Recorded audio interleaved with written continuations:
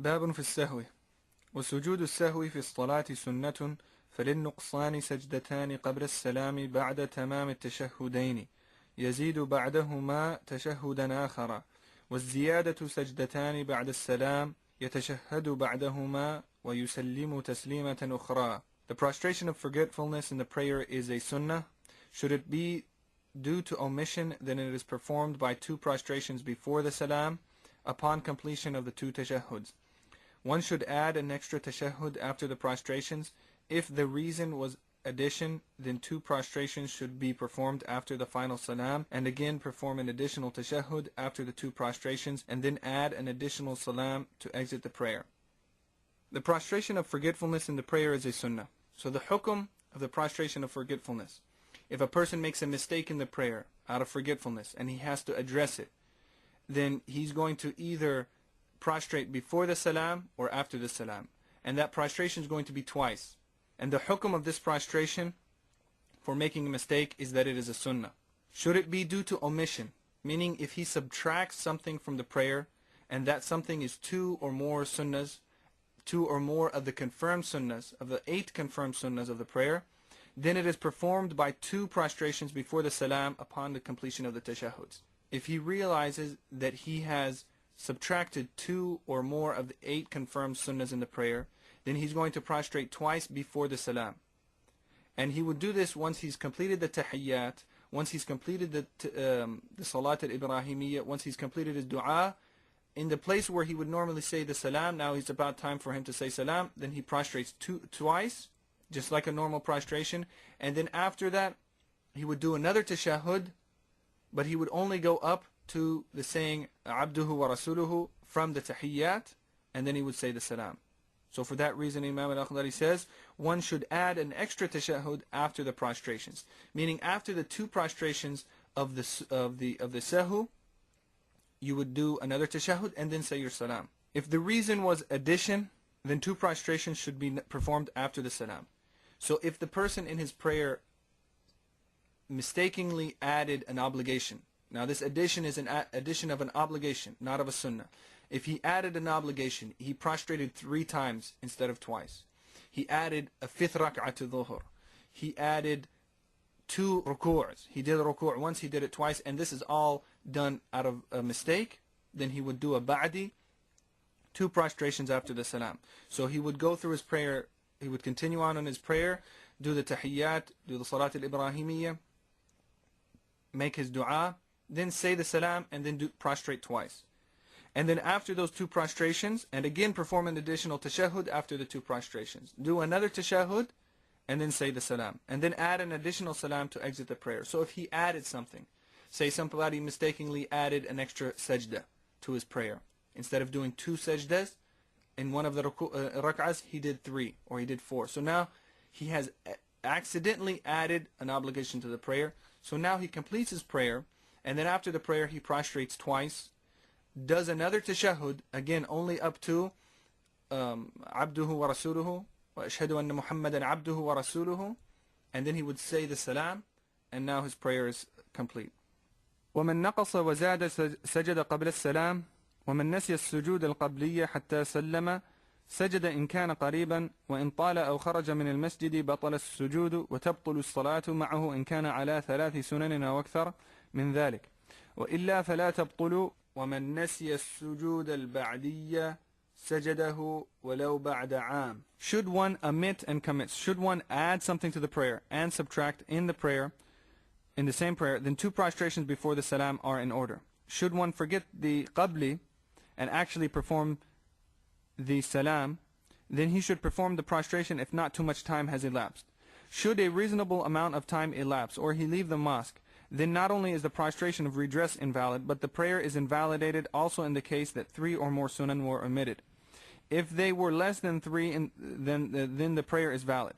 Should one forget the post-salaam prostration, they should redress it even after a year. So he began by discussing the qabli and when it should be prostrated, and the ba'di and when it should be prostrated. So then he mentions the case of when somebody adds and subtracts. So should somebody add and subtract in the same prayer, then 2 prostrations before the salam in order. So if somebody does something in the prayer that requires a qabli, and he also does something that requires a ba'di, then the subtraction would override the addition, and he would do a qabli, a pre-salam prostration, and it would suffice for both prostrations. Should one forget the qabli and then perform the salam, then he should perform the prostration if not too much time has elapsed. So the qabli is called a qabli because it's done before the salam.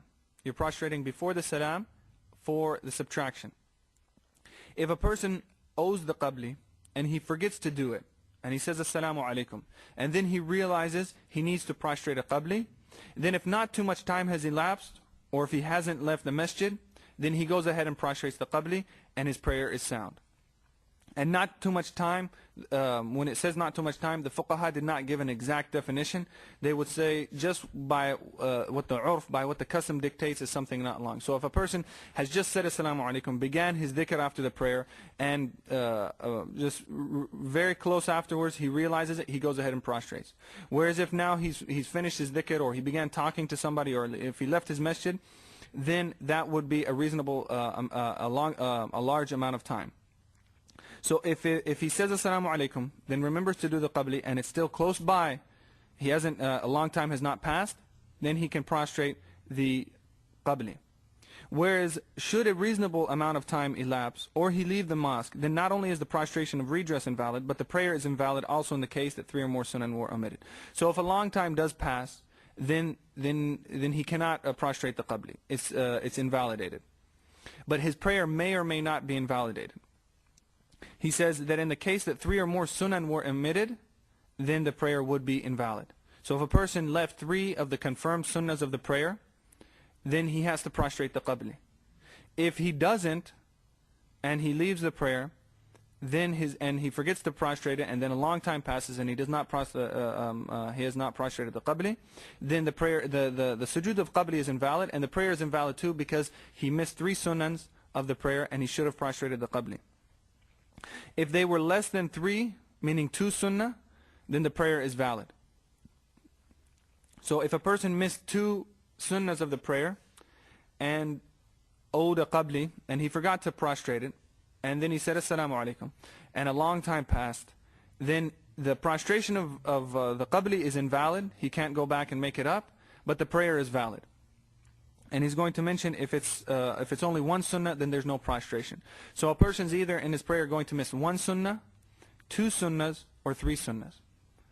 If he misses 1 sunnah, there's no qabli. If he misses 2 sunnahs, there's a qabli, but if he forgets to do it, his prayer is valid. And if he misses 3 sunnahs, then he has to do the qabli, and if he forgets to do it and a long time passes after the salam, then his prayer is invalid. Should one forget the ba'di, the post-salam prostration, that should be redressed even after a year. So if a person does something, adds something to the prayer, and now he's required to prostrate a ba'di, but he forgets to do it after the salam, then no matter how long passes after that, he still prostrates the ba'di. So the prayer is valid, and as soon as he remembers it, he makes sure that he's in a state of purity. He's facing the qibla from a seated position. He says Allahu Akbar, and he goes into the prostration. Allahu Akbar, and comes out and does 2 salams, and then a tashahhud, and then he says assalamu alaikum. Even after a year, even after 5 years, if a person realizes now that they had prayed a prayer a year ago and they had added something to that prayer, and they need to do a ba'di, then they can do the ba'di right now. ومن نقص فريضة فلا يجزئه السجود عنها ومن نقص الفضائل فلا سجود عليه ولا يكون السجود القبلي إلا لترك سنتين فأكثر. Whoever omits an obligation in the prayer, it is not redressed by prostration. No prostration is necessary if any of the meritorious acts of the prayer were omitted. Moreover, one need only do a pre-salam prostration, a qabli, if he has omitted 2 or more sunnah. So in this chapter, he's talking about subtraction of something from the prayer. And when he says subtraction, he means specifically subtracting a confirmed sunnah from the prayer. Whereas the obligation, he says, whoever omits an obligation in the prayer is not redressed by prostration. So if somebody says, well, I can do a qabli for subtracting something to the prayer, I forgot to do one rak'ah, or I forgot to read, I forgot to do a sajda in my first, I forgot to do one of the prostrations in my first rak'ah, or I forgot to go into ruku' for my third rak'ah, I forgot an obligation, whatever it was, he cannot do a qabli. He has to redress that. And in the later on in this section, he'll discuss how a person fixes his prayer once he's forgotten an obligation. But missing an obligation cannot be addressed by the qabli. The qabli is only specifically for missing 2 or more sunnah. No prostration is necessary if any of the meritorious acts of the prayer were omitted. So we again, he's stressing that the qabli is only for missing a sunnah. If a person misses a fard, he says he doesn't prostrate it. And also if he misses a recommended act, one of the fada'il, one of the mandubat, then there's no prostration. So in the case of missing an obligation, if he prostrates the qabli, then his prayer is invalid because he has not addressed it properly.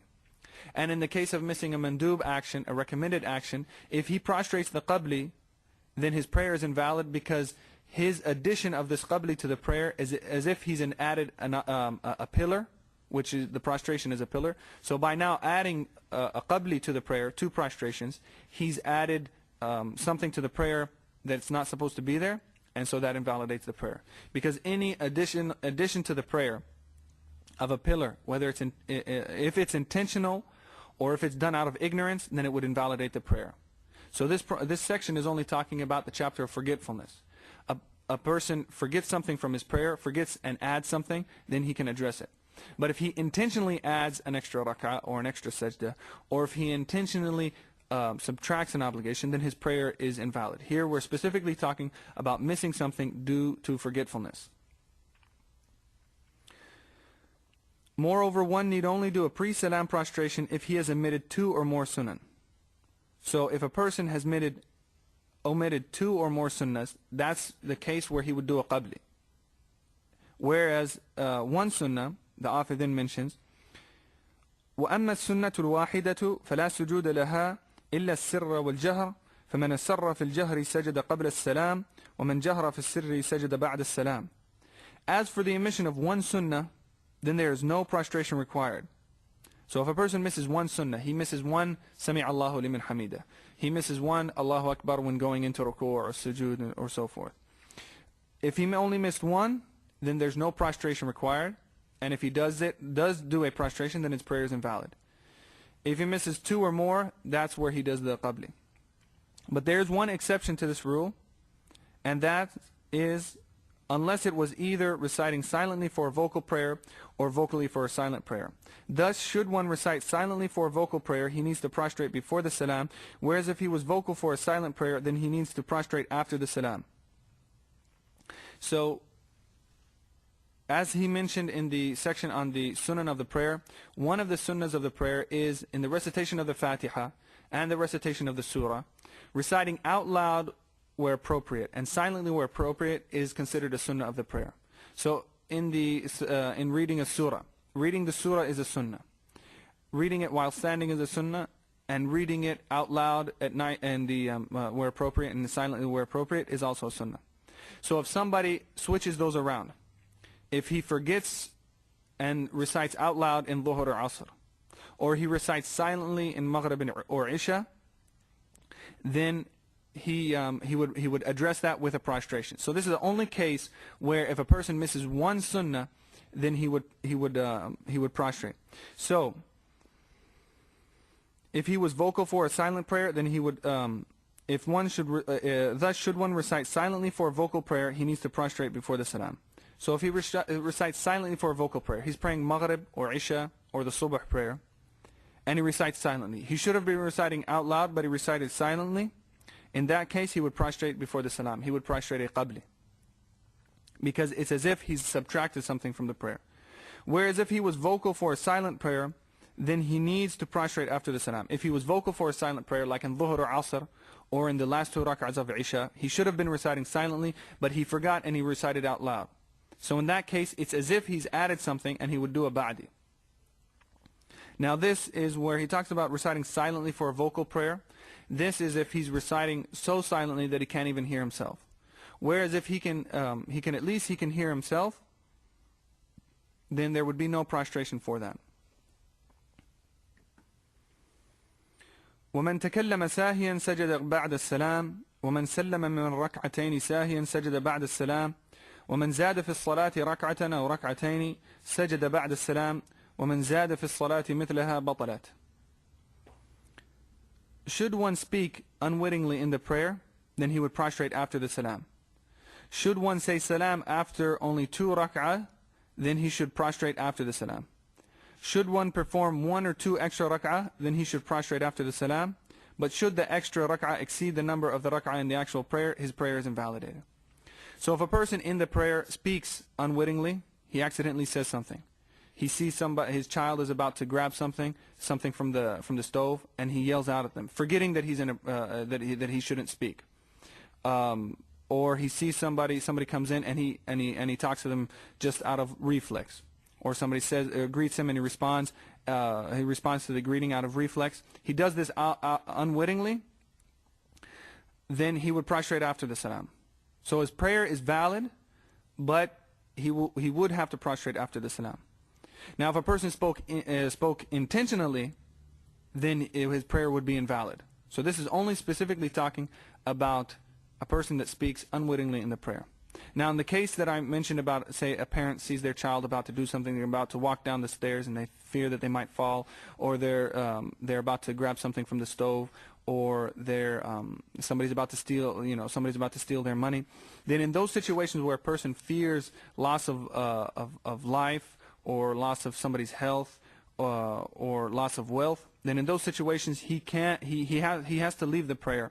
So he would speak and he leaves the prayer and he saves that person, saves that wealth, but his prayer is invalid. So this is if a person speaks unwittingly in the prayer, even if it's only 1 letter, he would prostrate after the salam. Should one perform 1 or 2 extra rak'ah, then he should prostrate after the salam. If a person is in prayer and he forgets how many he forgets and he keeps praying, and then he realizes he has now added 1 complete rak'ah, or he's added 2 complete rak'ahs, then in that case, if it was done unintentionally, he prostrates after the salam because it's an addition. Also right before that he mentioned, should one say salam after only 2 rak'ah, then he should prostrate after the salam. So he gives the example of a person saying salam after 2 rak'ah, and this would be from, say, Maghrib or Isha or Dhuhr prayer, or in Subh if he says salam after 1 rak'ah. The point is he says assalamu alaikum, he leaves the prayer before his prayer is actually complete. If this was done unintentionally, he just sat down and he said assalamu alaikum, and then he realized that he has left the prayer and he has not completed it, then what he would do from that seated position, he would say Allahu Akbar to go back into the prayer, and then he would stand up and complete his prayer, however many rak'ahs he owes. And then after the prayer, after he says assalamu alaikum, now he does a ba'di. He does a post-salaam prostration because of the addition of the salam and the takbir. Because he left the prayer, so he did assalamu alaikum, and then he had to come back in, he had to do another takbir of ihram, an opening takbir to get back into the prayer. So now he's added those 2 things to the prayer, so for that he would prostrate after the prayer. If he prostrates intentionally after realizing that his prayer is not complete, then his prayer is invalid. So this is only specifically talking about a person that prostrates before completing the prayer, and he does it unintentionally. So back to if a person adds 1 or 2 rak'ahs to the prayer, then he would prostrate after the salam. But should the extra rak'ah exceed the number of rak'ah in the actual prayer, his prayer is invalid. So if he unintentionally adds the same amount of the prayer to the prayer, then his prayer is invalid. So in Dhuhr prayer, for example, if he keeps praying and then he realizes that he has now prayed 8 rak'ahs, he has doubled the amount of the prayer, then his prayer is invalid. Or in the Subh prayer, he now realizes he's prayed 4 rak'ahs, then his prayer is invalid. So in the case of adding 1 or 2 rak'ahs to Dhuhr, or 3 rak'ahs, unintentionally, he would prostrate after the salam. But if he goes now and adds the same number of the prayer to the prayer, unintentionally, then his prayer would be invalid.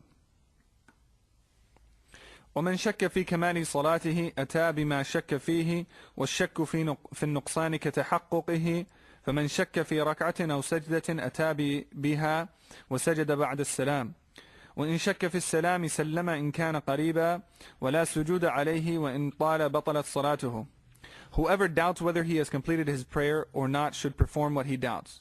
This is based on the principle that doubt about omission is like confirming it. Thus, whomever doubts whether he has performed a rak'ah or prostration, he should perform the rak'ah and then prostrate after the salam. Should he have doubt about the final salam itself, then he should say it if not much time has elapsed and there is no prostration binding. On the other hand, should time elapse, then the prayer is not valid. Whoever doubts whether he has completed his prayer or not should perform what he doubts. So if a person's in the prayer and now they have shak, which is doubt, they don't know, have I prayed 3 rak'ahs for dhuhr or have I prayed 2? He performs what he doubts and completes it. And this is based on the principle that anything about the doubt about omission is like confirming it. So if a person doubts, he says, now he's praying, he's standing, he says, I don't know, this might be the last rak'ah of dhuhr, or this might be the 3rd rak'ah. Because he has doubt, he considers that it's like, he considers like he has confirmed it. He has confirmed that he is in the 3rd rak'ah. But because he has now doubt about this 4th rak'ah, he considers that it's not there. So then he adds another rak'ah, and then after the salam he would prostrate a ba'di because of the possibility of addition. Because in reality he might have really prayed 4 and then added another one, and thus making the prayer a 5 rak'ah prayer. But there's also the chance that he did really just pray 3 and now he added 1, so there's 4. So it's either 4 or 5. He either added something or he didn't, but because he has doubt about that, he would prostrate after the salam. And if he, in this situation, if he doubts about the completion of his prayer and says assalamu alaikum, his prayer is invalid and he has to start it all over again. So before he completes the prayer, he has to be sure, absolutely sure, that he's performed every rak'ah and every obligation of this prayer. And if he has doubt about missing any of those things, then he should address that. Thus, whomever doubts whether he has performed the rak'ah or prostration should perform and then prostrate after the salam. So say a person is standing and he says, I don't know if I just did the rak'ah or not. So he would go ahead and do the rak'ah again, or do a rak'ah, to be sure that he actually performed it. Or say he's now prostrating and he says, I don't know, is this my first prostration or is this my second prostration? So he would do another prostration just to be sure that he got 2 prostrations, and then when he completes his prayer, he would do a ba'di because of the possibility of addition, and then prostrate after the salam in those situations. Should he have doubt about the final salam itself, then he should say it if not much time has elapsed and there's no prostration binding. If a person is at the end of his prayer and now he's doing his dhikrs, for example, he believes to have left his prayer, and then he has doubt, did I even say assalamu alaikum? He doesn't know whether or not he actually left the prayer. So in that case, if not much time has elapsed, then he would just say assalamu alaikum and there's no prostration binding. On the other hand, should time elapse, then the prayer is not valid. So if a person now a long time has passed, and now he says, I doubt whether I actually said assalamu alaikum to leave this prayer. He thinks that he just finished his tashahhud and then started doing his dhikr or started moving on to the next something else, and he didn't do the salam. So if it's close by, if not much time has elapsed, he goes ahead and prostrates. He says assalamu alaikum and he does not prostrate. And if a long time has passed, then his prayer is invalid. On the other hand, should time elapse, then the prayer is not valid. So now in these few lines, he was discussing the situations where a person has doubt about the prayer, and this is the shak. And so immediately after it, he's going to discuss the section of waswasa, which is constant doubt, because a person has to realize the difference between doubt that must be addressed and constant doubt or just whisperings that have to be left. So he says, وَالْمُوَسْوِسُ يَتْرُكُ الْوَسْوَسَةَ مِنْ قَلْبِهِ وَلَا يَأْتِي بِمَا شَكَّ فِيهِ وَلَكِنْ يَسْجُدُ بَعْدَ السَّلَامِ سَوَاءٌ شَكَّ فِي زِيَادَةٍ أَوْ نُقْصَانٍ وَمَنْ جَهَرَ فِي الْقُنُوتِ فَلَا سُجُودَ عَلَيْهِ وَلَكِنَّهُ يُكْرَهُ عَمْدُهُ.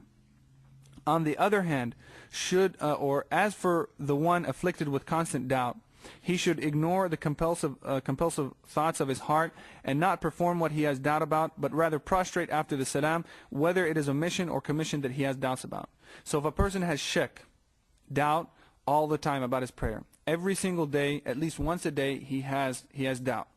That person now is considered a muwaswis, somebody afflicted with constant doubt, and so for him, it's incumbent for him to leave that doubt and not address it. But what he would do when experiencing that doubt, he would prostrate after the salam, but not because of maybe missing, adding, or subtracting something from the prayer, but to do it to spite the shaitan, to spite the devil, because those whisperings in his prayer are from the devil, and so he would leave them, and then he would prostrate to spite the shaitan. So if a person once in a while forgets that he forgot, he says, he doubts, he says, I might have added something or I might have subtracted, then he addresses it. But if now this doubt is coming every day, and it's coming every single day consecutively, even if it's only once a day, this person has the hukum of the muwaswas, and he would leave that. It's incumbent upon him to leave it, and then he would do a ba'di. And he would do this post-salam prostration, whether it is omission or commission that he has doubts about, whether it's addition or subtraction that he has doubts about. So if a person, we said, if he subtracts something from the prayer, he does a qabli. And if he adds something to the prayer, he does a ba'di. So, but a person with constant doubt, whether he has doubt about adding or subtracting, he would leave that doubt, he would leave addressing that, and he would just do a ba'di after the prayer, whether it was addition or subtraction that he had doubts about, because his prostration in reality is not for that possible mistake, that possible addition or subtraction. It's done to spite the shaitan. It's a type of medicine to get the shaitan away from him. So the best medicine is to actually is to never follow it up. If a person is experiencing constant doubt, whether it's in their wudu or their fasting, their purification, or their sawm, or their prayer, it's incumbent for them to leave that, and then they, in the situation of the prayer, they would prostrate a ba'di. And it's a very serious thing, and a lot of people that once they begin studying their deen and practicing it, the shaitan will come and do waswasa. If it's a little bit at first, then there's no problem as long as he gets it away. But if he allows it to grow, then it could actually be problematic, because the shaitan is trying to work to his iman, to his aqidah, to do whisperings about his aqidah through these things. Because the shaitan, he knows that he can't go to the average Muslim and go straight to his beliefs and then tamper with his beliefs. So he has to work his way up, starting at the purification, going through the prayer to the fasting and so on, until he gets to his faith, and begins doing waswasa to him, whisperings about his aqidah. So for that reason, the ulama said that it's incumbent, as soon as a person realizes that they're having waswasa, to leave it. ومن جهر في القنوت فلا سجود عليه ولكنه يكره عمده ومن زاد السورة في الركعتين الأخيرتين فلا سجود عليهم. Should one perform the qunoot prayer out loud, there is no prostration for this, but it is disliked should it be done intentionally. So the qunoot prayer, which he stated in the section of the recommended actions of the prayer, is a recommended act. If a person does it out loud, then there's no prostration for this, because the qunoot, it's recommended that it be done silently. But if a person reads the qunoot out loud, he shouldn't figure, well, I've now read vocally where I should have been silent, so I'm going to do a ba'di. He's saying because that's a recommended action, he has now left a recommended action. There's no prostration for it, but it's makruh should it be done intentionally. So if a person intentionally reads the qunoot prayer out loud, it's considered makruh, because it's recommended that it be done silently. Should one recite an extra surah in the third or fourth rak'ah, there's no prostration binding. So now also he's mentioning an example of an addition of a sunnah. So if a person in the third or the fourth rak'ah, it is not considered sunnah to recite a surah. The recitation of a surah being sunnah is only in the first or the second rak'ah. In the third or the fourth rak'ah, he would only recite Fatiha. But if he goes and he unintentionally recites a surah, and then he realizes, oh, I've now added something to my rak'ah, I have to prostrate a ba'di, he's saying, no, he does not prostrate a ba'di, because now he has added a sunnah to the prayer. So just like a person would not do a qabli, a pre-salam prostration for subtracting a obligation, a person would also not do a ba'di, a post-salam prostration for the addition of a sunnah. Because the qabli is for the subtraction of a sunnah, and the ba'di is for the addition of a pillar to the prayer, of an obligation. So if he adds a sunnah to the prayer, there's no prostration. ومن سمع ذكر سيدنا محمد صلى الله عليه وسلم وهو في الصلاة فصلى عليه فلا شيء عليه سواء كان ساهيا أو عامدا أو قائما أو جالسا. ومن قرأ سورتين فأكثر في ركعة واحدة أو خرج من سورة إلى سورة أو ركع قبل تمام السورة فلا شيء عليه في جميع ذلك ومن أشار في صلاته بيده أو رأسه فلا شيء عليه. Should one recite an extra surah in the third or fourth rak'ah, there is no prostration binding. Whoever hears the name of our Master Muhammad sallallahu alaihi wasallam in prayer and invokes blessings upon him, there is no harm in that and nothing binding, whether he does this wittingly or unwittingly, standing or sitting. Whoever recites 2 or more surah in one rak'ah, or moves from one surah to another, or performs ruku' before completing the surah, then nothing is binding upon him for any of that. Whoever makes some signal with his hand or head, then there is no harm in that. So whoever hears the name of the Prophet ﷺ in his prayer and invokes blessings upon him, there is no harm in that. So if a person's in the prayer and somebody near him is mentioning the name of our Master Muhammad ﷺ, and he in the prayer says it, he says sallallahu alayhi wasallam, whatever position of the prayer he was in, and he says sallallahu alayhi wasallam, there's nothing binding for that. And he's mentioning this because somebody might think, well, that's not a part of the prayer, and so he's now added something, so he needs to address that. He's saying no. If he hears the name of the Prophet Muhammad sallallahu alayhi wasallam and invokes a blessing upon him, whether it was intentionally or unintentionally, whether it was standing or sitting, whatever the case was, there's no prostration for that. And the same goes also for other types of dhikr that are not specifically mentioned as part of the prayer, but if it's a dhikr, adding it would not be considered an addition to the prayer. So for example, if he in the ruku' he's doing tasbih and he says la ilaha illallah, or he says la ilaha illallah before the Fatiha or after, there's no addition, there's no he does not have to do a ba'di for that addition. Whoever recites 2 or more surah in one rak'ah, or moves from one surah to another, or performs ruku' before completing the surah, then there's nothing binding upon him for that. So if he says he recites 2 or more surah in one rak'ah, what he should do is only recite 1 complete surah in the rak'ah. If he recites more than 1 surah in one rak'ah, then then there's nothing binding for that. So a person wouldn't say, well, he's recited 2 surahs in one rak'ah, he's now added something, he owes a ba'di. He's saying no, if he adds an extra surah, there's nothing upon him for that. Or if he moves from one surah to another, if in the middle of one surah he stops and then he goes to another surah, also in that situation, there's nothing binding upon that. Or he performs ruku' before completing the surah. So before completing the surah, he does not, before completing the surah, he does ruku'. Later on in the prayer, he shouldn't say, well, I've now subtracted a part of my sunnah, so I have to do a qabli. He's saying if those are the cases, there's nothing binding upon him for that, because when he says that the prostration of qabli is for missing a sunnah, if he didn't read the surah at all, then that would be considered a subtraction that he should address. But if he reads at least 1 ayah from the surah, he has completed the sunnah of reciting the surah. It's recommended to complete the surah, and he shouldn't recite 2 or more surahs, and he shouldn't recite more than 1 surah in one rak'ah.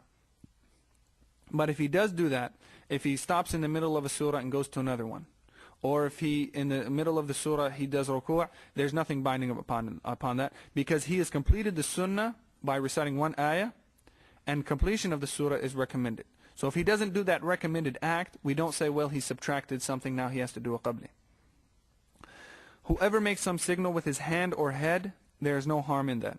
So if a person's in the prayer and he wants to get a message across to somebody, and he nods with his head, or he points with his hand, somebody's looking for something and he points to it, then there's no harm in that, and there's no prostration owed.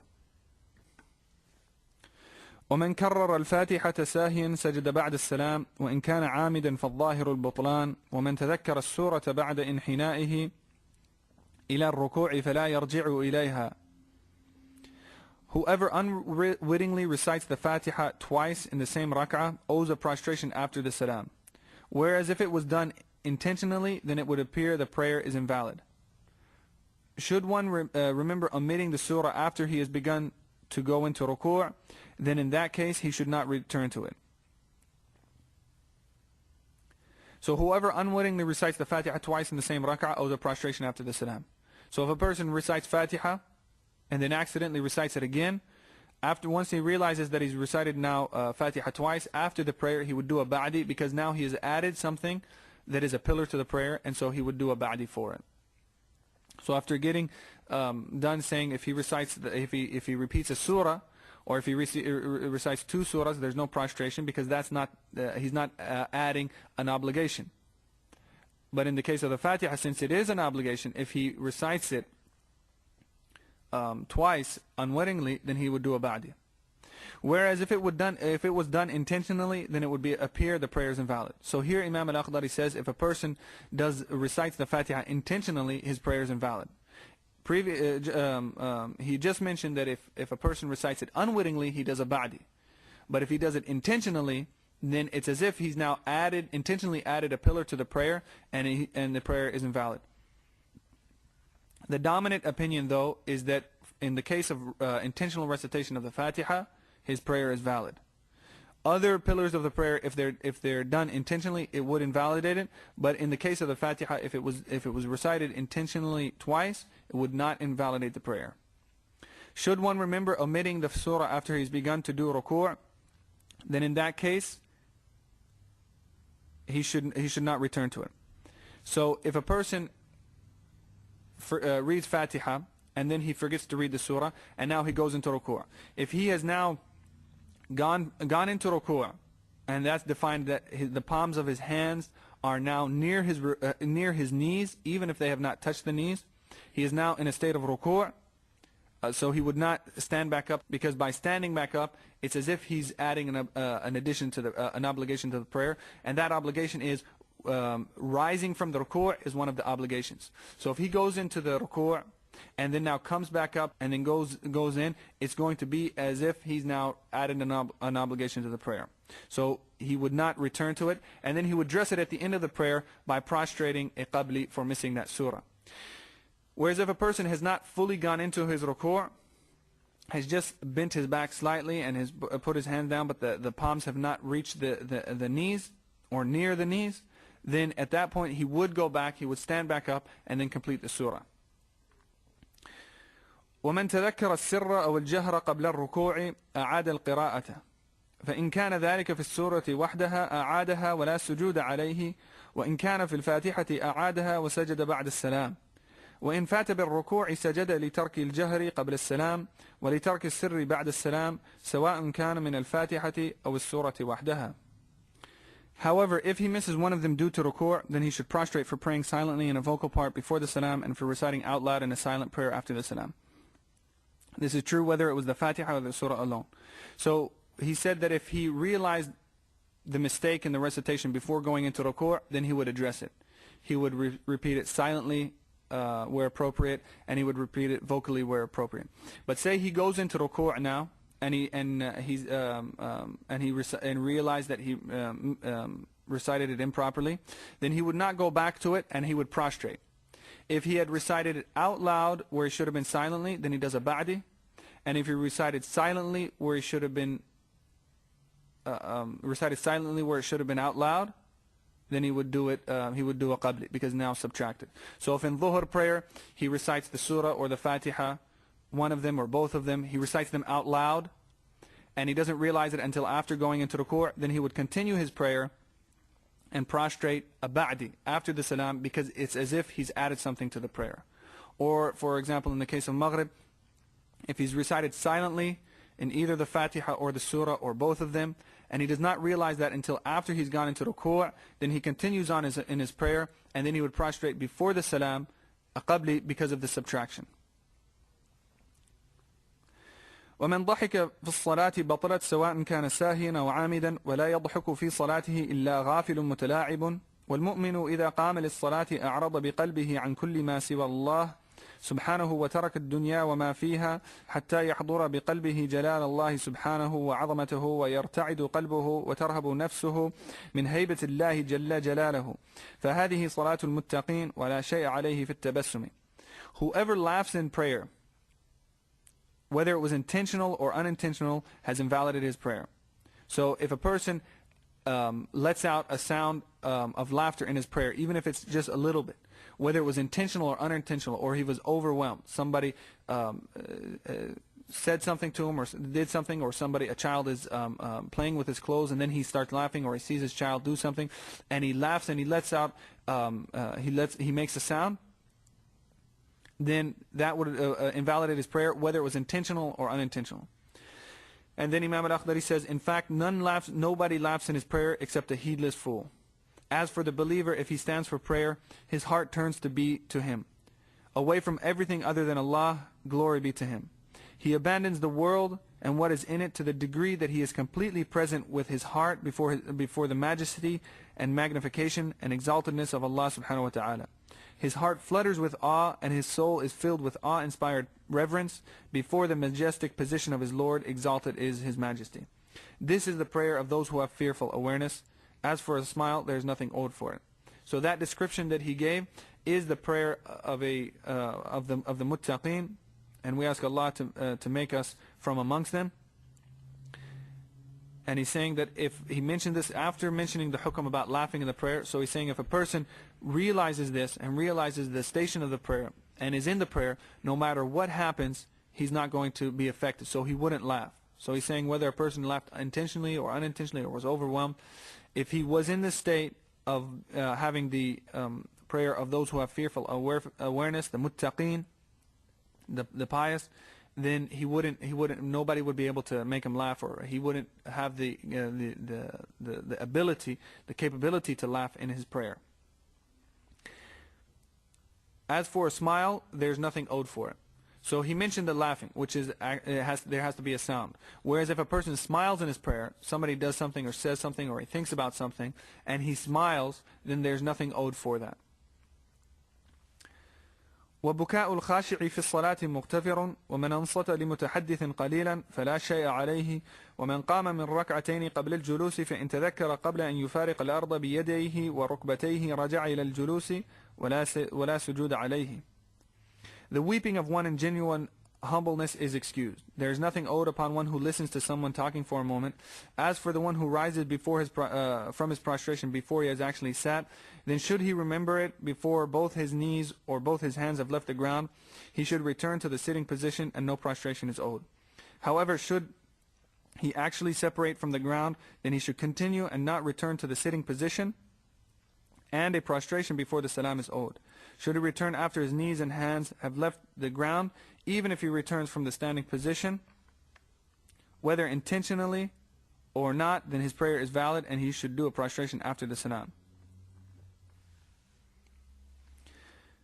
وَبُكَاءُ الْخَاشِعِ الصَّلَاةِ مُغْتَفَرٌ. If a person is weeping in the prayer, even if there's sound associated with it, it's excused. So he mentioned that if a person laughs in prayer, a sound is made by the person in laughter, then his prayer is invalid. Whereas if a person is weeping and it's weeping done out of genuine humbleness, and it's buka, it's done with a sound, a person makes sounds while they're weeping in the prayer, then that does not harm the prayer. Whereas if it's not done out of genuine humbleness, he's thinking about a relative that died or something that he didn't get, and he starts to cry and a sound is made, then his prayer is invalid. So it's only specifically talking about weeping if a sound is made and it's done out of genuine humbleness.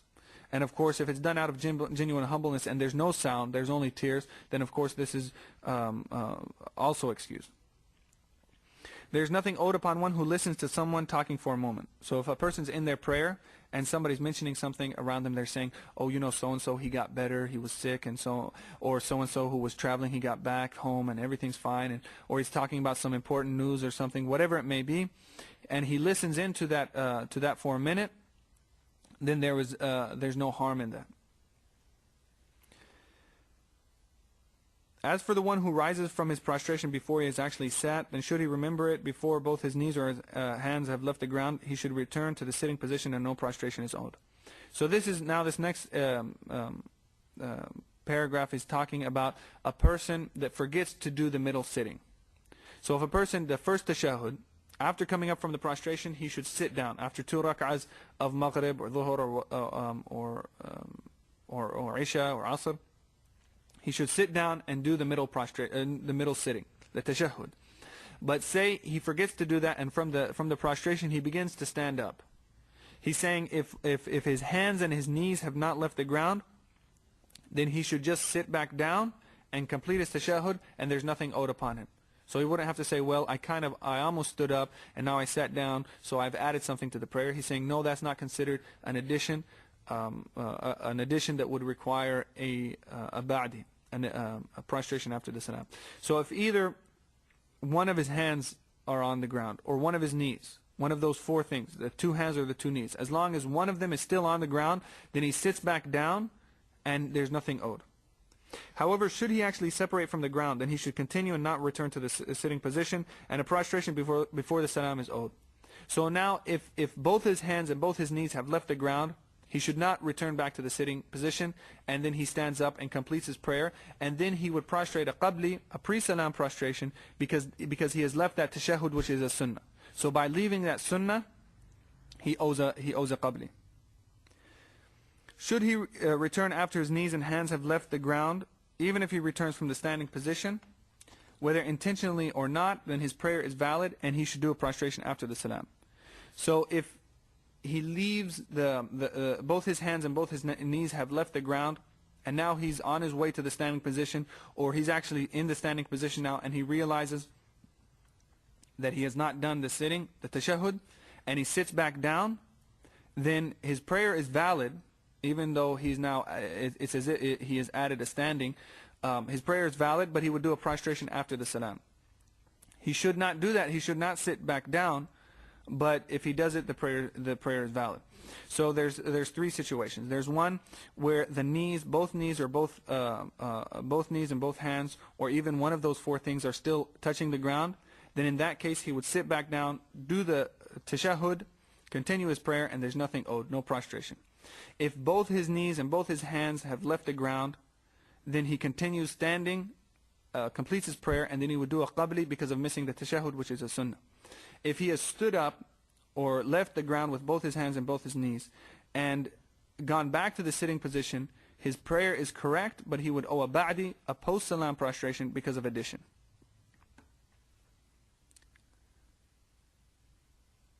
ومن نفخ في صلاته ساهيا سجد بعد السلام وإن كان عامدا بطلت صلاته. Whoever blows air in his prayer unwittingly, he should do a post-salam prostration after the salam. If it was intentional, his prayer is invalid. So if a person blows air, he blows air with his mouth, then if it's done unwittingly, then he would do a ba'di. If it was done intentionally, then his prayer is invalid, because it's as if he spoke in the prayer. Making a sound with the mouth, it's as if he's speaking. So even though he's just breathing, it's just kind of like a person breathes out of his mouth heavily, not normal breathing. Then that would invalidate his prayer if it was done intentionally, and if it was done unintentionally, he would do a ba'di. Where if it's breathing, he breathed heavily out of his nose, then that would not harm the prayer. ومن عطس في صلاته فلا يشتغل بالحمد ولا يرد على من شمته ولا يشمت عاطسا فإن حمد الله فلا شيء عليه ومن تثاءب في الصلاة سدفاه ولا ينفث إلا في ثوبه من غير إخراج حروف.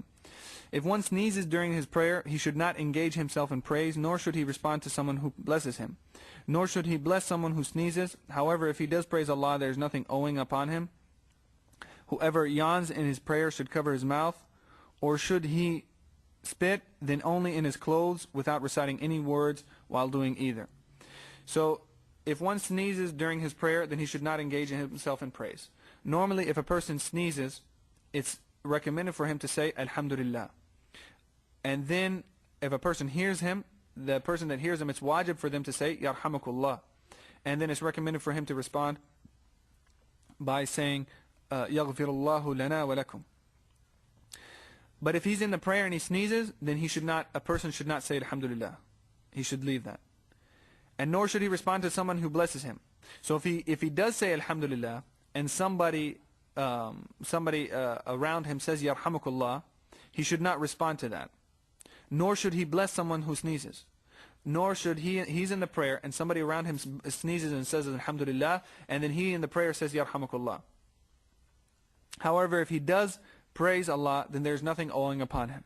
So there's three situations. Either the person praying says Alhamdulillah, the person praying responds to somebody else who said alhamdulillah, and so he said yarhamukallah, or he said the person praying said alhamdulillah, somebody else said yarhamukallah, and then he responded by saying yaghfirullahu lana wa lakum. So in the first situation, if a person sneezes and says alhamdulillah, his prayer is correct. He says if he does praise Allah, there's nothing owing upon him. It's recommended for him to leave it in that situation, but if he does it, there's nothing owing upon him.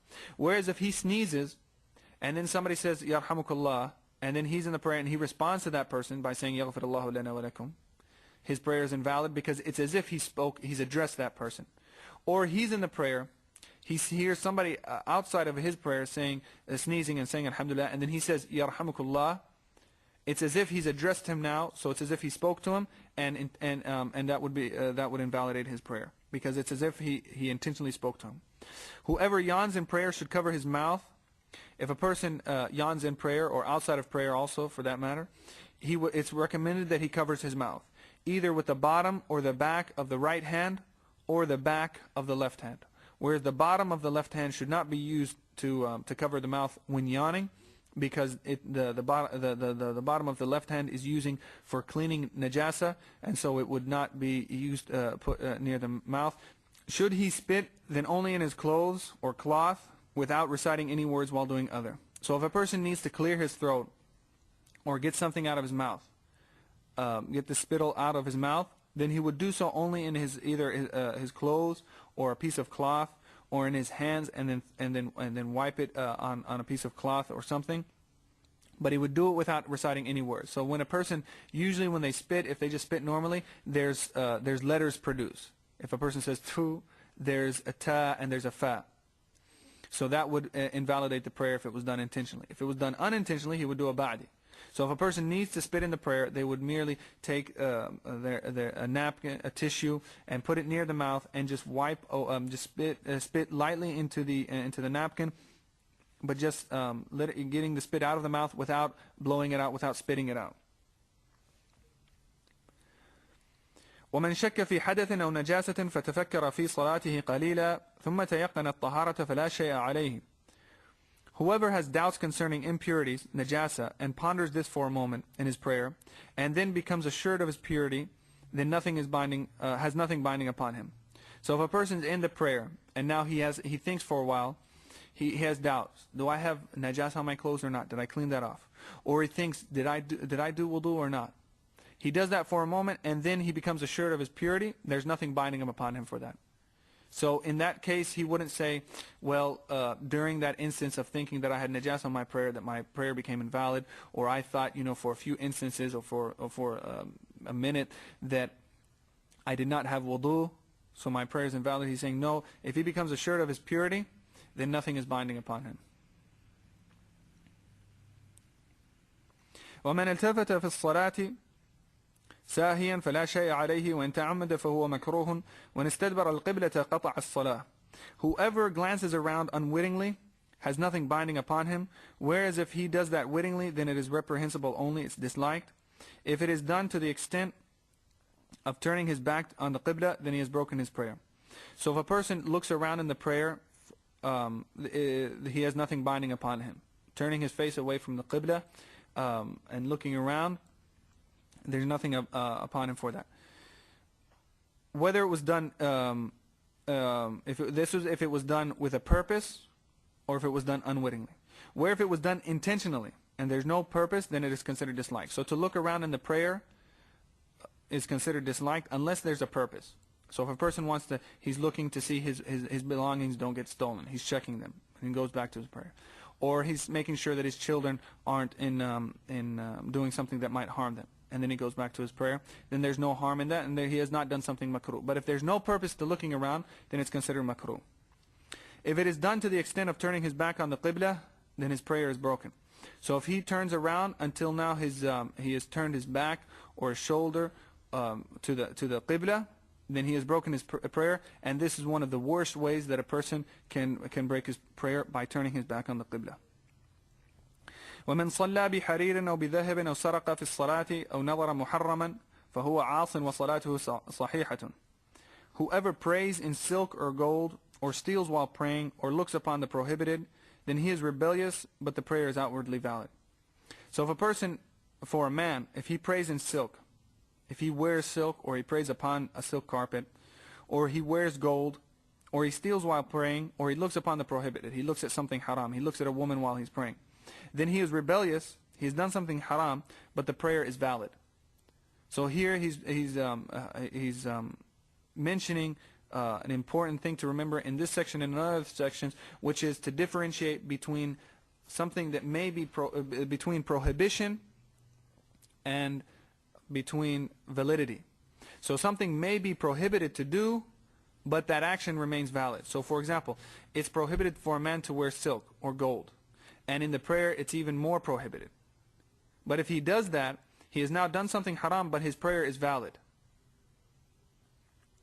Or if he steals, or if he looks upon the haram, by doing that thing he has done something haram, but his prayer is still considered valid. And there's other situations too, like in fasting, if a person, he may lie, or he may backbite, or he may look at the haram things, he may cheat or steal. He's doing haram things within Ramadan, but his prayer, his fast is still valid. But a person should also remember that within the sanctuaries of Allah, whether it's time or place, the prohibited matters actually become worse. And there's more punishment associated with doing a prohibited act within those times or places, within the sacred times or places. So during Ramadan, doing an act of a wrong action is worse than outside of Ramadan.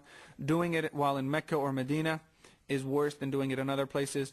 Doing a wrong action while in prayer is worse than doing it outside of prayer. Even though in all situations a person would leave wrong actions, but when they're in sacred times or sacred places, then the punishment becomes worse, just as the reward for doing good actions in those times and in those places becomes increased. ومن غلط في القراءة بكلمة من غير القرآن سجد بعد السلام وإن كانت من القرآن فلا سجود عليه إلا أن يتغير اللفظ أو يفسد المعنى فيسجد بعد السلام. Whoever makes a mistake in a word that is not from the Quran owes a prostration after the salam. If it is from the Quran, then he owes nothing as long as he has not changed its wording or corrupted its meaning. In that case, he should prostrate after the salam. Whoever makes a mistake in a word that is not from the Quran owes a prostration after the salam. So if a person is reciting in the Quran, and then during his recitation of the Fatiha or during his recitation of the surah, he accidentally says a word that's totally not from the Quran. He's reciting Fatiha, and in the middle of Fatiha he begins reciting the tashahhud. Or he says something that's not even, he just starts, he accidentally says something else in the, another Arabic word within that recitation. He would have to do a prostration after the salam, a ba'di for that.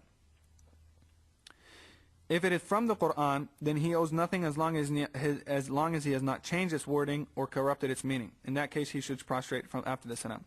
So if he's in the midst of reciting Quran, and he brings in a word and puts it in its improper place, but that word is from the Quran, then there's nothing owed upon him.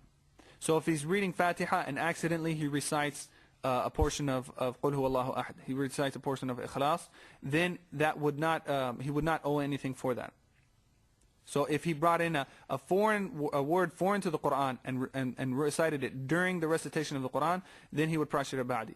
If he brought a word from the Quran and put it in another place of the Quran, then he would owe nothing, unless he changed the wording or corrupted its meaning. So if he changed the wording of the Quran, he's reciting the Quran and he makes a mistake in the wording. Instead of a kha, he says a ha. Instead of a ta, he says a tha. Instead of a sad, he says a sin. He makes a mistake in the wording or in the grammar of the Quran.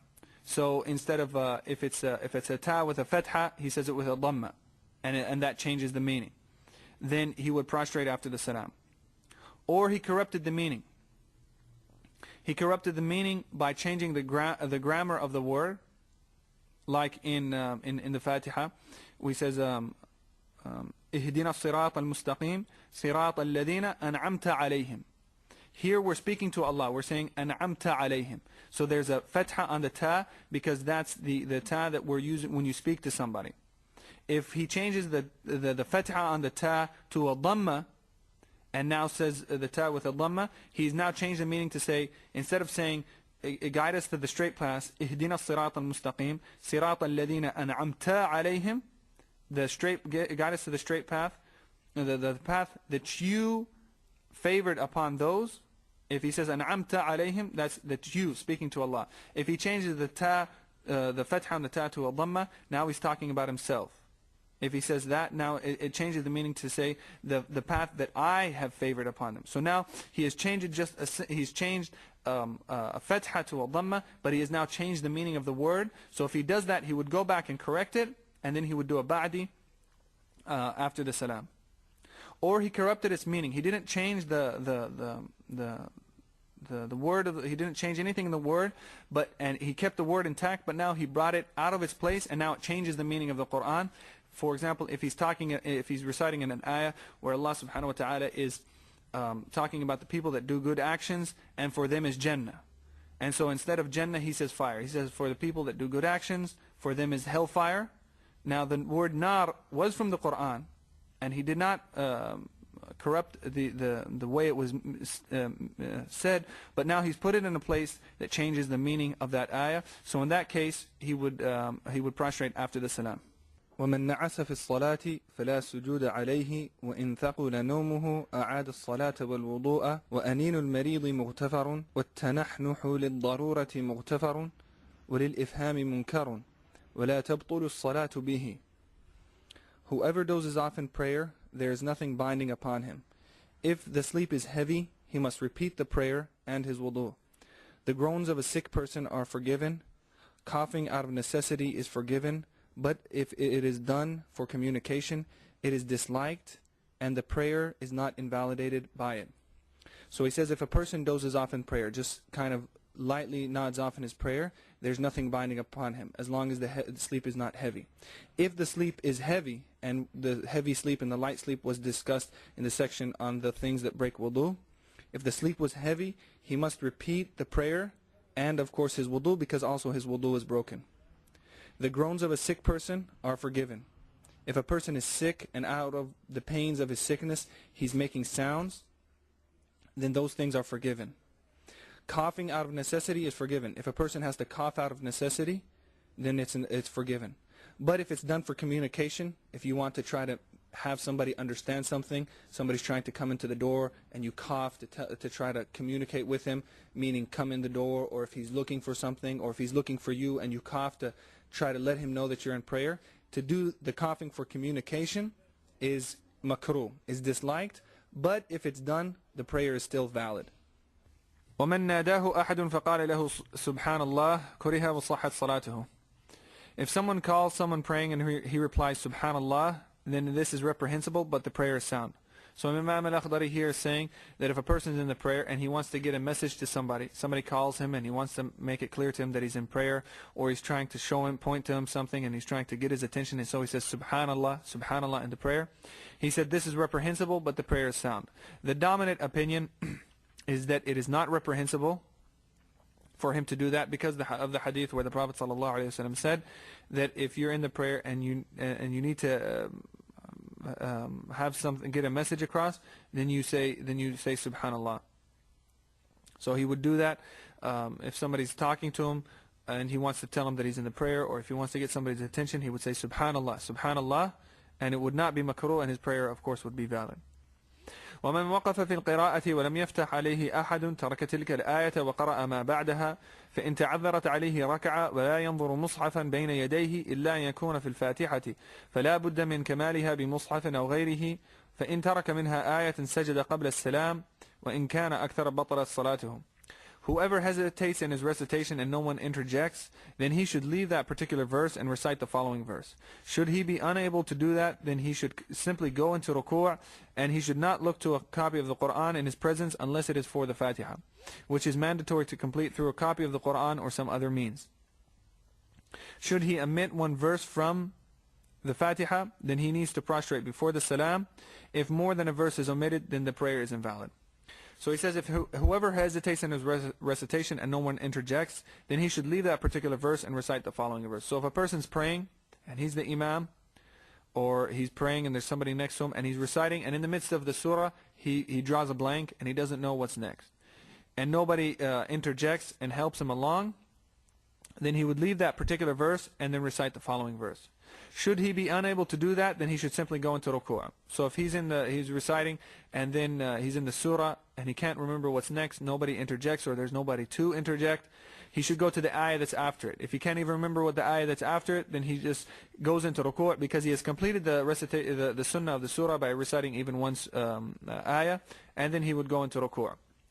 And he should not look to a copy of the Quran in his presence unless it is for Fatiha, which is mandatory to complete through a copy of the Quran or some other means. So if he's in the midst of a recitation and he draws a blank about the surah that he's reciting, he should not take out the mushaf that's in his pocket or near him in his presence, grabs a mushaf from the table and opens it to complete the surah. It would be considered makruh for him to do that, disliked. Unless it was the Fatiha. Unless he forgot an ayah from the Fatiha, he would have to take a mushaf and read from the mushaf to complete the Fatiha, because it is mandatory for a person to complete the Fatiha in the prayer. So if a person has not memorized Fatiha, or he has memorized it but now he forgot something, then in his case he would have to have it written on a piece of paper that he takes out to read, or he has a book with it written on it and he reads it. Because it's mandatory to complete it through recitation, reciting it from a copy of the Quran or some other means. If a person doesn't have the ability to recite the Fatiha because he's a new Muslim and he hasn't memorized the Fatiha yet, then he has to complete it either by looking at a piece of paper or some other means, such as praying behind an Imam that has memorized the Fatiha. So when a person becomes Muslim, until he memorizes the Fatiha, what he should be doing is find somebody and pray behind him. Because the person praying behind the Imam, it's not an obligation for him to recite the Fatiha. So he would pray behind him until he memorizes the Fatiha, or he would have it on a piece of paper and he can read it from the piece of paper until he memorizes it. Should he omit one verse from it, meaning from the Fatiha, then he needs to prostrate before the salam. So he's saying here that if a person is in the midst of recitation of the Fatiha and forgets to recite one of the ayahs forgettingly, then he would prostrate before the salam, he would do a qabli. If more than one verse is omitted, then his prayer is invalid. This is the opinion that Imam Al-Akhdari is mentioning here. The dominant opinion, though, is that whether he misses one verse or more than one verse, he would prostrate a qabli for that. But he would continue his prayer, prostrate the qabli, and then repeat, and then after he says salam, repeat that prayer again. And the reason he would do that is because the dominant opinion is that you have to recite the entire Fatiha in all the rak'ahs of the prayer.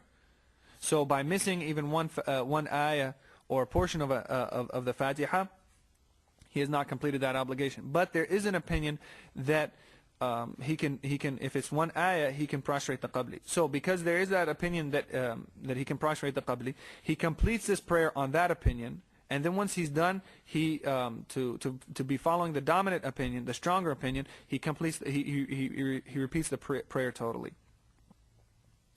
ومن فتح على غير إمامه بطلت صلاته ولا يفتح على إمامه إلا ينتظر الفتح أو يفسد المعنى.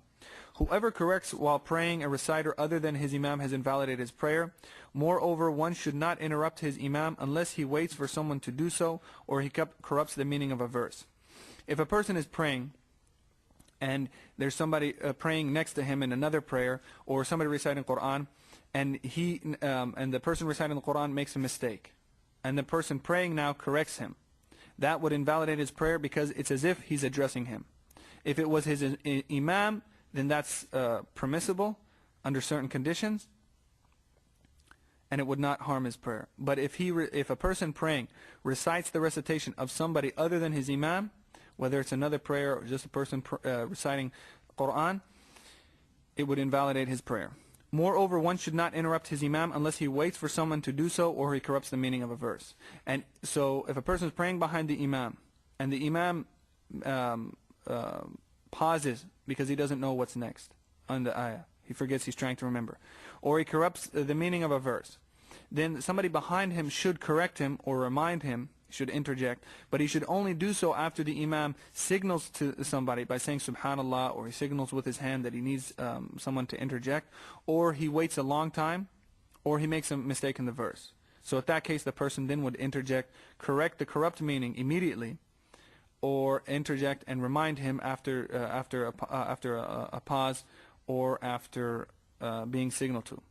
So what he's saying is that a person should not immediately jump to correcting his imam. If he's praying behind the imam and he pauses for a second, he shouldn't just be waiting just to correct the imam and jump. He should give the imam a few moments to remember, and then he would correct. But if he had corrupted the meaning and he's going on and he's not going back to fix the meaning, he would immediately fix it.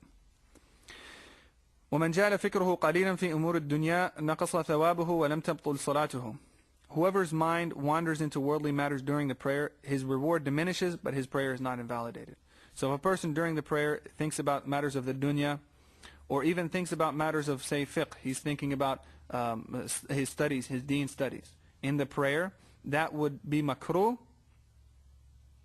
It would be disliked, but it does not invalidate his prayer.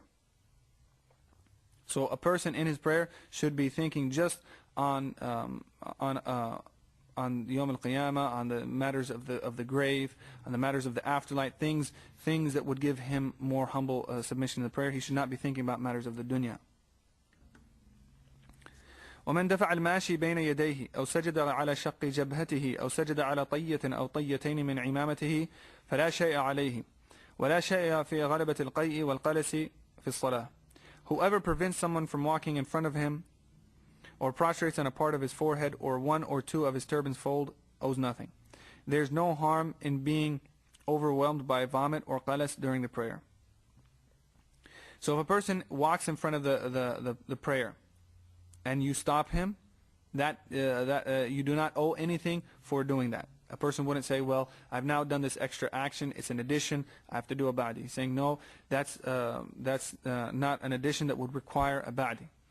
And the person walking in front of you, it doesn't mean very much in front of you. It just means in the area that you're going to be prostrating and bowing in, that area around you, about 3 feet from you, just the area that you need to prostrate and bow in. That's the area that is haram for a person to walk in front of. If somebody walks in front of you, then just stick your hand out lightly and to push them away. If they keep coming, you become stern, but you don't get too much, to hit the person or to start fighting with them, because at that point you're now doing too much actions and it would invalidate your prayer.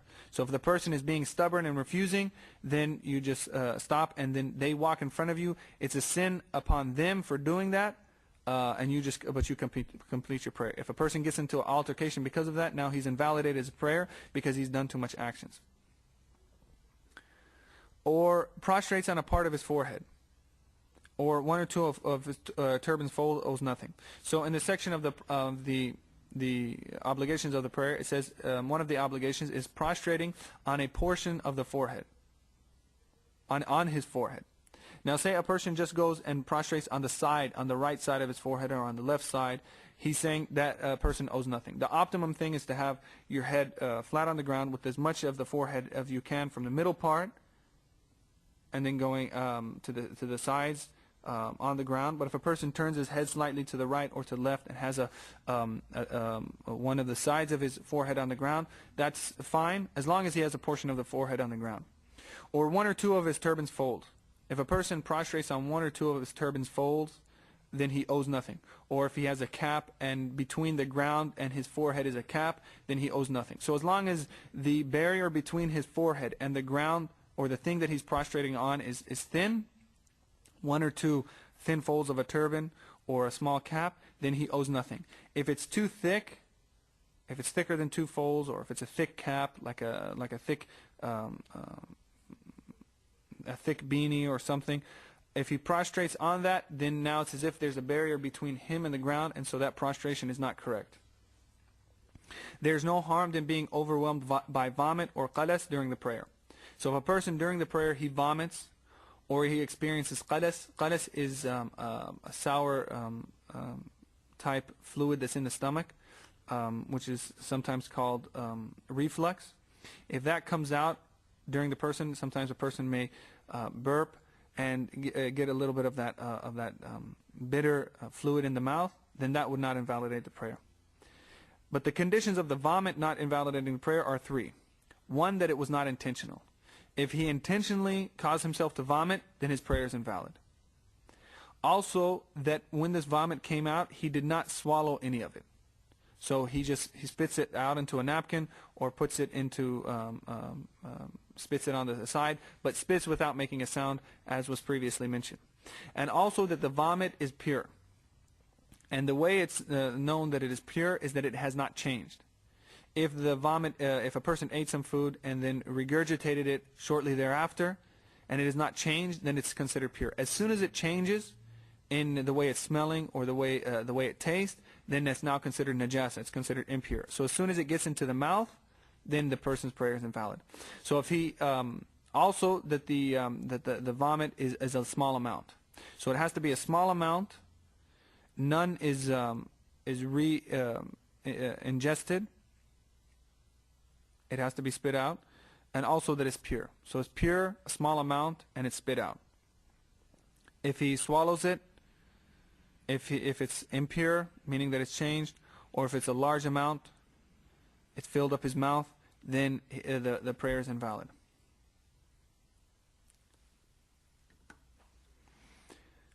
Now, if the vomit has not come all the way up to the mouth, it just the person feels it kind of in his throat, and then automatically he gets a reflex and he swallows it down, that's not considered ingesting the vomit again, because it has to get to a point where he can spit it out. If it gets to a point where he has the ability to spit it out and then he swallows it again, that invalidates his prayer. But if it doesn't get to that point, it's still kind of in his throat, and then automatically a reflex comes and he swallows it, then there's nothing upon him for that.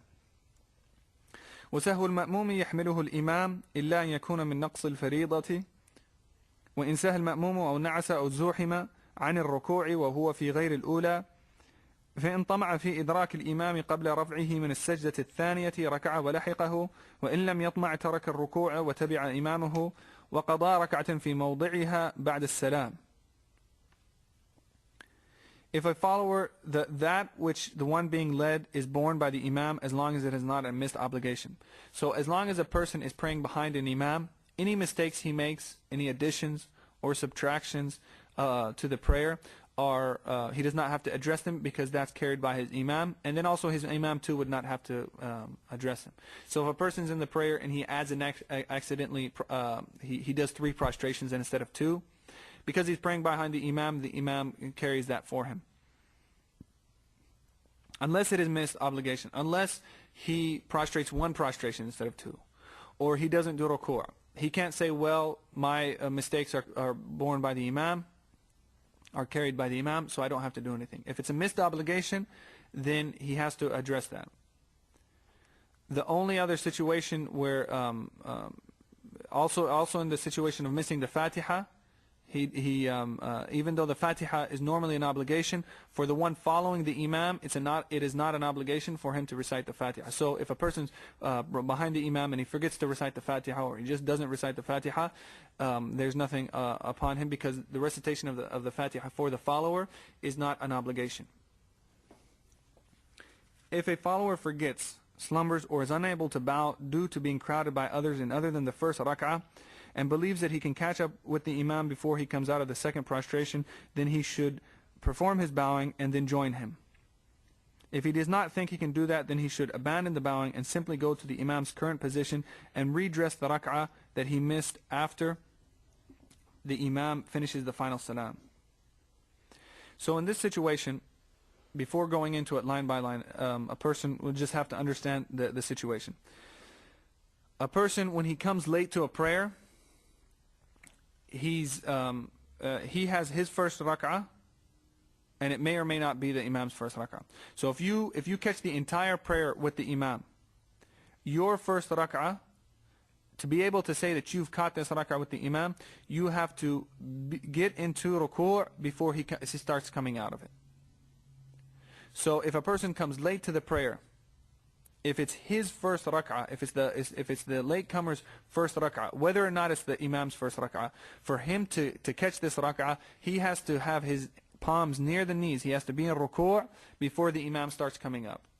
So say for example, if a person comes late to Dhuhr prayer and the Imam's in the 3rd rak'ah, this is the Imam's 3rd rak'ah, but it's the follower's first rak'ah.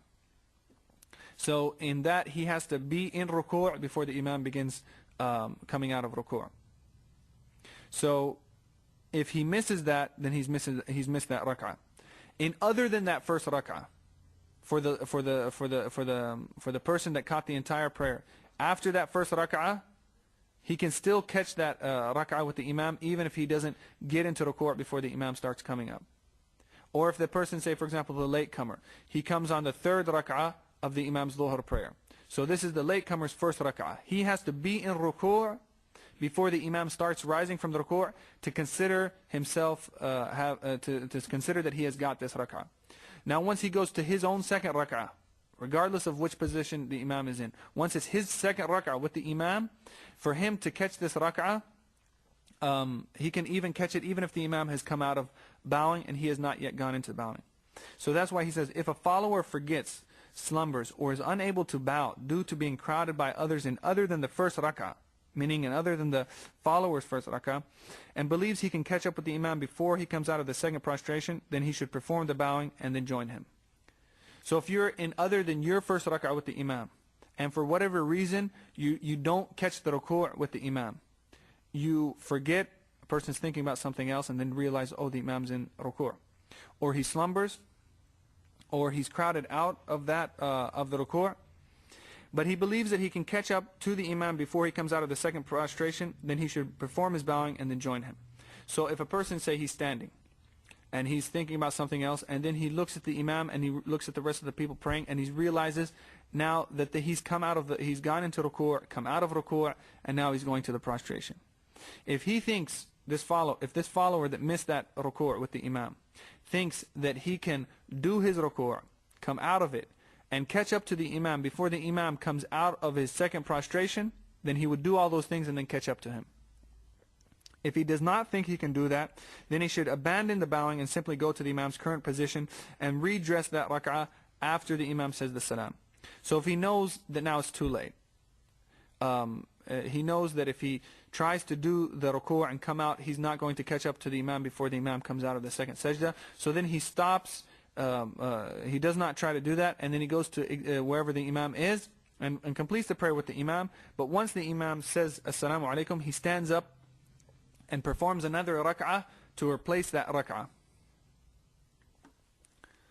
وإن سهى عن السجود أو زوحم أو نعس حتى قام الإمام إلى ركعة أخرى سجد إن طمع في إدراك الإمام قبل عقد الركوع، وإلا تركه وتبع الإمام وقضى ركعة أخرى أيضا.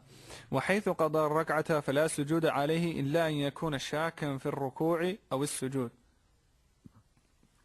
Likewise, should he forget, doze off, or be crowded out of performing a prostration, and the imam has already stood up for another rak'ah, yet he feels he can perform the prostration before the imam bows, then he should prostrate. If he does not think that that is possible, he should leave it and follow the imam and make up the missed rak'ah after the salam of the imam. In the case of making up a rak'ah, there is no prostration of forgetfulness owed, unless there is doubt about his bowing or prostration. So in the previous paragraph, he was talking about a person that is not able, that does not catch the ruku' with the imam, and now wants to do the ruku' and then catch up to where he is. So if it's not the ruku' that he missed, rather it's the prostration, it also has specific hukums. So if he forgets, dozes off, or is crowded out of performing a prostration, he's thinking about something else, and then he realizes the imam has now performed the prostration, has now gone on to the next aspect of the prayer. Or he dozes off slightly, not to the point that it would break his wudu, but he just dozes off and then comes to, and then he realizes the imam has now performed the prostrations and going to the standing of the following rak'ah. Or he's crowded out. Sometimes in masjids where there's a lot of people, and this happens a lot in especially in Hajj or Umrah, when the masjids are very crowded, and you can't, everybody's going into prostration and there's no place for you to prostrate. Some of the ignorant people will actually prostrate on the backs of other people.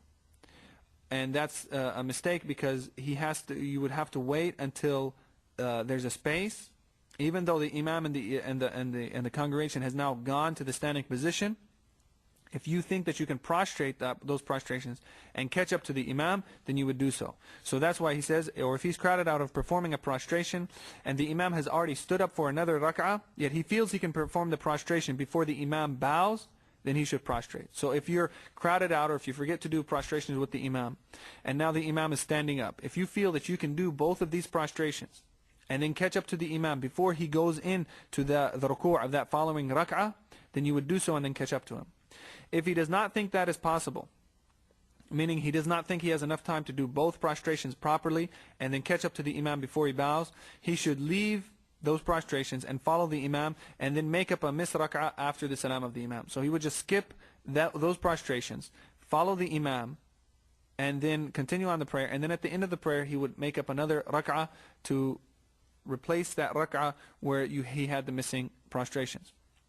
In the case of making up a rak'ah, there's no prostration of forgetfulness owed unless there is doubt about bowing or prostration. So when he stands up to make up that extra rak'ah, or make up because of not being able to perform the prostration or not being able to perform the ruku' with the Imam, then he makes it up, but there's no prostration owed. And the reason he's mentioning this is because a person might say, well, I've now added something to the prayer, I have to do a ba'di. He's saying, knowing in this situation, even though you have added something, there's no prostration owed unless you had doubt about the bowing or prostration. And what that means is that if a person say he thought he could catch up to the Imam after he missed the ruku' or he missed the sajda, and he thought he could catch up to the Imam, so he does what's upon him and then he catches up to the Imam. But when he catches up to the Imam, he has doubt. He says, you know what, I don't know if I got to the Imam before he came out of the second sajda. Like in the case of missing the ruku'. He missed the bowing with the Imam, and now the Imam's in prostration. So he thinks that he can do this ruku' and catch up to the Imam before the Imam raises his head from the second sajda. But he does all that, and when he gets to the Imam, now he has doubt. He says, I don't know if I caught up to the Imam before he raised his head. So in his case, he would add another rak'ah to this prayer, and then he would prostrate after the salam because of the possibility of addition. ومن جاءته عقرب أو حية فقتلها فلا شيء عليه إلا يطول فعله أو يستدبر القبلة فإنه يقطع. Should a scorpion or snake come to someone praying and he kills it out of fear of harm, then there is no fault on him nor anything owing, unless it preoccupies him for considerable time, or he turns his back to the qibla. In such a case, he would break his prayer. So if somebody during the prayer, something comes, a snake or a scorpion or a harmful spider comes to him and he kills it, then there's no fault upon him, unless it preoccupies him for considerable time. He grabs a stick and now he's trying to hit it and it takes considerable time, or he's doing a lot of action, then it would break his prayer. Or in the process of killing the snake or the scorpion, he turns his back on the qibla. In that case, he would break his prayer would be broken. ومن شك هل هو في الوتر أو في ثانية الشفع جعلها ثانية الشفع وسجد بعد السلام ثم أوتر. ومن تكلم بين الشفع والوتر ساهيا فلا شيء عليه وإن كان عامدا كره ولا شيء عليه. Whoever doubts whether he is in the odd witr prayer or the second rak'ah of his even prayer, shafa', then he should consider it his second rak'ah of his even prayer and do a prostration after the salam and then perform the odd prayer. If a person is in the witr prayer, he doubts whether he's in the witr or the shafa' prayer. The shafa' and the witr are done after Isha and before the dawn. It's a person would do 2 rak'ah nafila, the shafa', and then the 1 rak'ah of sunnah, and they would be both done together. But if a person is standing and he doesn't know if he's in the witr, which is 1 rak'ah, or he's in the second rak'ah of his shafa' prayer, then he considers it the second rak'ah of the shafa' prayer, and then say assalamu alaikum and then do a prostration, and then he would perform the odd prayer. He would do the witr. As for the one who unwittingly speaks between the even and the odd prayer, he owes nothing. However, should he do that intentionally, while he owes nothing, it is nonetheless disliked. So the shafa' and the witr prayer, even though it's considered like it's one prayer because it's done together, it's actually 2 separate prayers. There's the shafa', 2 rak'ahs of nafila, and then you leave by saying assalamu alaikum, and then you stand up and you do the witr 1 rak'ah, and with Fatiha, and then recitation of قل هو الله أحد قل أعوذ برب الفلق and قل أعوذ برب الناس, and then you would do the tashahhud and say assalamu alaikum. So between those 2 prayers, if a person speaks, they don't have to say, well, I accidentally spoke in my prayer, I have to do a ba'di. He says, no, you don't have to do that, because in reality you're actually between 2 prayers. You're not in one prayer. But that's if it's done unintentionally. If it's done intentionally, also there's nothing owed, but it is disliked. والمسبوق إن أدرك مع الإمام أقل من ركعة فلا يسجد معه لا قبليا ولا بعديا فإن سجد معه بطلت صلاته وإن أدرك ركعة كاملة أو أكثر سجد معه القبلية وأخر البعدية حتى يتم صلاته فيسجد بعد السلام فإن سجد مع الإمام عامدا بطلت صلاته وإن كان ساهيا سجد بعد السلام. Whoever joins a congregational prayer late and does not fulfill even one complete rak'ah with the imam, then he should not do a prostration of forgetfulness with him, neither a qabli nor a ba'di. If he happens to prostrate with him, his prayer is invalid. If he does obtain either a complete rak'ah or most of it with the imam, then he should prostrate a qabli with him but delay the ba'di until after his own final salam. Should he intentionally prostrate a ba'di with the imam, then his prayer is invalid. If he does that unintentionally, then he should do a prostration after his final salam. So if a person joins a congregational prayer late, what they call the masbuq, and does not complete even one rak'ah with the imam, then he does not do a prostration of forgetfulness with him, neither a qabli or a ba'di. So if a person comes to a congregation and does not get one complete rak'ah, and that's defined of him being in ruku' before the imam comes up out of the ruku', if he does not even get that, like he comes in at the final tashahhud, or he comes in after the imam's risen from the ruku' of the final rak'ah, then he is not considered to be part of this jama'ah. So for that reason, if the imam owes a qabli or a ba'di, then he does not prostrate it with him. Because in normal situations, if you catch something with the imam, you would prostrate the qabli or the ba'di. But if you did not catch any of the prayer, even if you've caught something, but you're not considered to be part of this congregation, in the sense that you have not completed a full rak'ah or part of it with the imam, you don't do a qabli or a ba'di with him. If he happens to prostrate with him, his prayer is invalid. So if this person who has not completed one complete rak'ah with the imam, or most of it, meaning he has not gone into the ruku' before the imam comes out, then he should not do a qabli or a ba'di. He should just, after the salam of the imam, or when the imam's prostrating in the qabli, he does not do anything, and then he waits for the salam, and then he completes the prayer. If he goes ahead and prostrates the qabli or the ba'di, his prayer is invalid, because he has now added something to the prayer that he does not need to. If he does obtain either a complete rak'ah or most of it with the imam, then he should prostrate the qabli with him, but he should delay the ba'di until after his own final salam. So if he came late to the prayer, he caught the last 2 rak'ahs of dhuhr, and now the imam, for whatever reason, is prostrating the qabli. He's prostrating the 2 rak'ahs before the salam. For the person that came late, he's going to make up the rest of his prayer after the imam says the salam, but because he has a qabli, he's going to prostrate the qabli with the imam, and then after the imam says assalamu alaikum, he's going to stand up and he's going to continue his prayer. But if it's a ba'di that the imam owes, he should, the latecomer that's making up what he owes, should prostrate the ba'di after the completion of the salam. So if he comes in to dhuhr and he's missed 2 rak'ahs, and at the end of the prayer the imam says assalamu alaikum and is now prostrating a ba'di, the follower that came late, the latecomer, he stands up, he makes up what he owes, those 2 rak'ahs, and then after his own salam he would do a ba'di. Should he intentionally prostrate the ba'di with the imam, then his prayer is invalid. So he was supposed to delay the ba'di. If he goes now and he prostrates the ba'di after the salam of the imam and before he's made up his what he owes, then his prayer is invalid. If he does that unintentionally, then he should do a prostration after the salam. If a person just forgets that he owed something and then sees the imam does a ba'di and forgets that he should have delayed the ba'di until after the salam, and now he prostrates with the imam, then his prayer is valid, but he should, and then after he makes up what he owes, he should do a ba'di again, because that first ba'di does not fulfill the need of having to have done a ba'di. وإذا سهى المسبوق بعد سلام الإمام فهو كالمصلي وحده وإذا ترتب على المسبوق بعدي من جهة إمامه وقبلي من جهة نفسه أجزأه القبلي. If a follower forgets something after the final salam of his imam, then he is considered like a solitary worshipper. If he owes on his own a ba'di because of the imam and a qabli because of something he did, then a qabli suffices for both. So if a follower forgets something after the final salam of his imam, then he is considered like a solitary worshipper. He stated earlier that while you're praying behind the imam, your mistakes are borne by the imam. But once the imam says assalamu alaikum, and you as a latecomer are standing up now to make up something that you missed, or redressing a rak'ah that was deficient. Now while you're standing up, even though you got the reward of being as part of this congregation, you're now like a solitary worship. So any mistakes that you do, you have to address. Whereas when you were praying behind the Imam, any mistakes that you did, with certain exceptions, any mistakes that you did would be borne by the Imam. If he owes on his own a ba'di because of his Imam, and a qabli because of something he did, then a qabli suffices for both of them.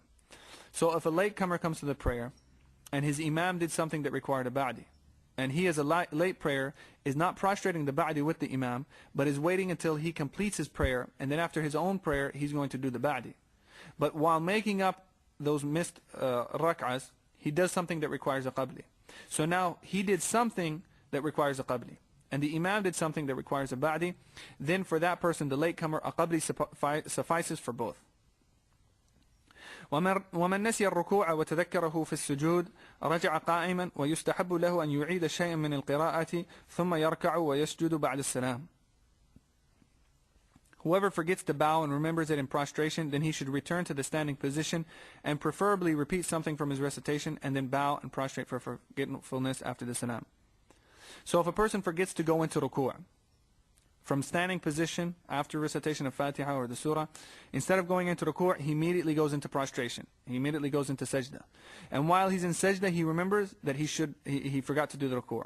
Then for him, he returns to the standing position. He doesn't go from the sajda to the ruku'. He goes from the sajda to the standing position, and then from the standing position, he would go into ruku'. But before he does that, it's recommended that he recites something from the surah, because it's recommended that the ruku' come immediately after recitation of the Quran. So if he forgot to do the bowing, and now he went straight into the prostration, and he realized it, he stands up. It's recommended for him to recite a portion of a recitation of a surah, and then go into the ruku' and then come out of the ruku'. And then for that, he would prostrate after the salam because of this addition. ومن نسي سجدة واحدة وتذكرها بعد قيامه رجع جالسا وسجدها إلا أن يكون قد جلس قبل القيام فلا يعيد الجلوس. Whoever forgets one prostration and remembers it after standing, then he should return to a sitting position and perform the prostration unless he sat before the standing. In that case, he should not repeat the sitting. Now in this case, in the first case, we were saying a person forgot the bowing and is in the prostration. Now he forgot the prostration and he remembers it after standing. So if a person goes down and he only does one prostration, and then he stands up, and while he's standing, he realizes he did not do the second prostration, then for him, he should go back to do the prostration, but before he does the prostration, he should sit down, because between every two prostrations is a sitting. So for example, he's in subh prayer, in the morning prayer. He goes down into prostration, he prostrates once, and then he stands up. And now he begins reciting Fatiha. And he realizes that he did not prostrate that second prostration. So he sits down, he goes to a sitting position, because there's supposed to be a sitting position between each of the prostrations. And then he prostrates, and then he stands back up, and then he would do a ba'di. Unless he sat before standing. So if a person did one prostration, sat up, and then before doing the second prostration he stood up, then from the standing position he should not repeat from the standing position, he doesn't go to the sitting position, rather he goes immediately to the prostration. ومن نسي سجدتين خر ساجدا ولم يجلس ويسجد في جميع ذلك بعد السلام. Whoever forgets two prostrations should immediately prostrate and not sit before it, and he should do the prostration of forgetfulness for all of that after the salam. So if a person, he goes from after reciting the Quran, he goes into ruku' and then comes out, and then he goes down to the prostration, but instead of prostrating, he doesn't do any prostrations, he just sits and then he stands up. And then he realizes that he didn't even do any prostration. So for him, he doesn't sit, he immediately goes into the first prostration and then does the second prostration and then completes his prayer, and then he would prostrate after the salam for all of that. For all of these situations of forgetting the prostration or forgetting the bowing or forgetting both prostrations, after he addresses that at the end of the prayer, he would prostrate after the salam. وإن تذكر السجود بعد رفع رأسه من الركعة التي تليها تمادى على صلاته ولم يرجع وألغى ركعة السهو وزاد ركعة في موضعها بانيا وسجد قبل السلام إن كانت من الأوليين وتذكر بعد عقد الثالثة وبعد السلام إن لم تكن من الأوليين أو كانت منهما وتذكر قبل عقد الثالثة لأن السورة والجلوس لم يفوتها. Should he remember a missed prostration after he has already raised his head from the bowing position of the rak'ah that followed the missed prostration, then he should simply continue in his prayer and not return to it and simply cancel the forgotten rak'ah and increase the rak'ah in his place based on what was done. So if a person missed the prostration and now between the missed prostration and where he is a complete rak'ah, then he continues on in the prayer. So for example, we said if he misses the prostration of rak'ah number 1 and he realizes it before he raises his head from the bowing of rak'ah number 2, then he could immediately go into the prostration and then come back up and continue on his prayer. And then he would add an extra rak'ah and we'd prostrate after the salam, as was discussed in the previous section. But say now he remembers he's in rak'ah number 3 of dhuhr prayer and he realized that he missed a prostration from rak'ah number 1, then he's going to cancel out rak'ah number 1 and add a 5th rak'ah to the prayer, building upon what was done, meaning he's not going to recite a surah and then he's going to prostrate. And he says building on what was done or based on what was done, because in this last rak'ah, in this added rak'ah, he would not say, well, I'm performing this last rak'ah because I cancelled out rak'ah number 1 or 2. And rak'ah number 1 or 2 had a surah, so I'm going to read a surah in this 5th rak'ah. He says, no, you perform it without a surah. So if he forgot the prostration and he realized it later in the prayer, and now he's too far ahead of it to make it up, meaning he's raised his head from the bowing that's after it, then he continues on his prayer, he cancels out that rak'ah, and then he adds a rak'ah at the end. And he would either do a qabli or a ba'di. So if the cancelled rak'ah was from the first or the second rak'ah, he would have to do a prostration before the salam, because when he looks at his prayer, he's cancelled out a rak'ah that had a surah, or that had a sitting in it, and a surah. So he's now subtracted something from the prayer. If he's cancelled out a rak'ah from number 3 or 4, then he would prostrate after the salam. So in the first example, say a person forgets a prostration from rak'ah number 1. He realizes it in rak'ah number 3. He cancels out rak'ah number 1, and then he adds another one. So now rak'ah number 2 becomes 1.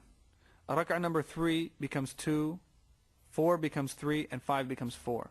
Now when you look at the prayer, because rak'ah number 3 became 2, in rak'ah number 3 there was no recitation of a surah, and there was no sitting. So by it becoming 2, there's a missing of a surah and a sitting. And so for that reason, he would prostrate the qabli. If he remembered it in rak'ah number 3 or 4, if he cancelled out rak'ah number 3 or 4, by him adding something, he's not missing anything. Because this 5th rak'ah looks the exact same as a rak'ah number 3 or 4, because there's no surah in it. So he would do a ba'di because of the addition. So for that reason he says, he would perform the prostration before the salam if it is one of the first 2 rak'ahs, which is remembered after the 3rd rak'ah is performed. Or the prostration of forgetfulness should be made after the salam, a ba'di, if it is not one of the first 2, meaning it's the 3rd or the 4th, or even if it is, but one remembers before the 3rd rak'ah is performed. So if one cancels out rak'ah number 1 or 2, he does a qabli. If he cancels out 3 or 4, he does a ba'di. Unless it's in the situation where he's canceling out rak'ah number 2, but he remembers it before the 3rd rak'ah.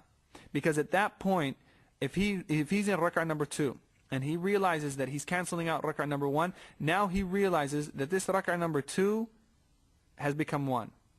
And then rak'ah number 3 has become 2. So while he's in rak'ah number 3, he's remembered that he missed something from number 1, and so 2 became 1, and there's no sunnah missed because the surah was recited in rak'ah number 2 and now it became 1. And now he's standing in rak'ah number 3 and he realizes that it has become rak'ah number 2. And so he's going to recite a surah, and then he's going to do a sitting, and then he's going to do another rak'ah, which is the third rak'ah. In reality, it's the fourth rak'ah, but it's what we're considering the third rak'ah. And then he's going to add a fifth rak'ah, which is really it's becoming the fourth rak'ah. And then he's going to do a ba'di for an addition, because he says this is so because neither the surah nor the sittings were missed. So in that situation where he realized the mistake in the first or the second rak'ah, and he remembered it before he went into ruku' of the third rak'ah, he's able to make this third rak'ah a complete second rak'ah. Meaning he's going to recite the surah and he's going to do a sitting. So the surah or the sittings were not lost. So for that reason, he would do a ba'di because of only the addition. وَمَنْ سَلَّمَ شَاكًا فِي كَمَالِ صَلَاتِهِ بَطَلَتْ صَلَاتُهُ. If someone gives the final salam while having doubts about the completion of his prayer, this nullifies his prayer. So if a person doubts whether his prayer is complete, he doesn't know, did I perform 3 or 4 in dhuhr? He has to address that and add another rak'ah and then do a ba'di. If he says assalamu alaikum while still having doubts about the completion of his prayer, then his prayer is invalid, even if after that he realizes that his prayer in fact was complete. So if he has doubt, shak about the completion of the prayer, and then he says assalamu alaikum, and then afterwards he realizes, oh, actually my prayer was complete, his prayer is still invalid because at the time of saying salam, he was in doubt about the completion of the prayer. وَالسَّهْوُ فِي صَلَاةِ الْقَضَاءِ كَالسَّهْوِ فِي صَلَاةِ الْأَدَاءِ. The rules of redressing mistakes, the rules of sahw, applying to prayers being made up, the prayers qada, are the same as those applying to prayers performed in their respective times. So whether a person is praying the prayers in their regular times or they're making them up, the rules regarding addressing the mistakes are the same. والسهو في النافلة كالسهو في الفريضة إلا في 6 مسائل: الفاتحة والسورة والسر والجهر وزيادة ركعة ونسيان بعض الأركان إن طال. The rules of redressing mistakes in supererogatory prayers, nafila prayers, are the same as those in obligatory prayers, the fard, with the exception of 6 instances: the Fatiha, the surah, the silent recitation, the vocal recitation, and adding an extra rak'ah, and forgetting some of the obligations, and a long time passes. And he's going to describe each one of these. فمن نسي الفاتحة في النافلة وتذكر بعد الركوع تمادى وسجد قبل السلام بخلاف الفريضة فإنه يلغي تلك الركعة ويزيد أخرى ويتمادى ويكون سجوده كما ذكرنا في تارك السجود. As for the one who forgets the Fatiha and remembers after the bowing, he should continue and prostrate before the salam, which differs from the ruling in an obligatory prayer, in which case he would void the rak'ah altogether and do another in its stead and continue on with his prayer. Its prostration would be the same as the one who omits a regular prostration.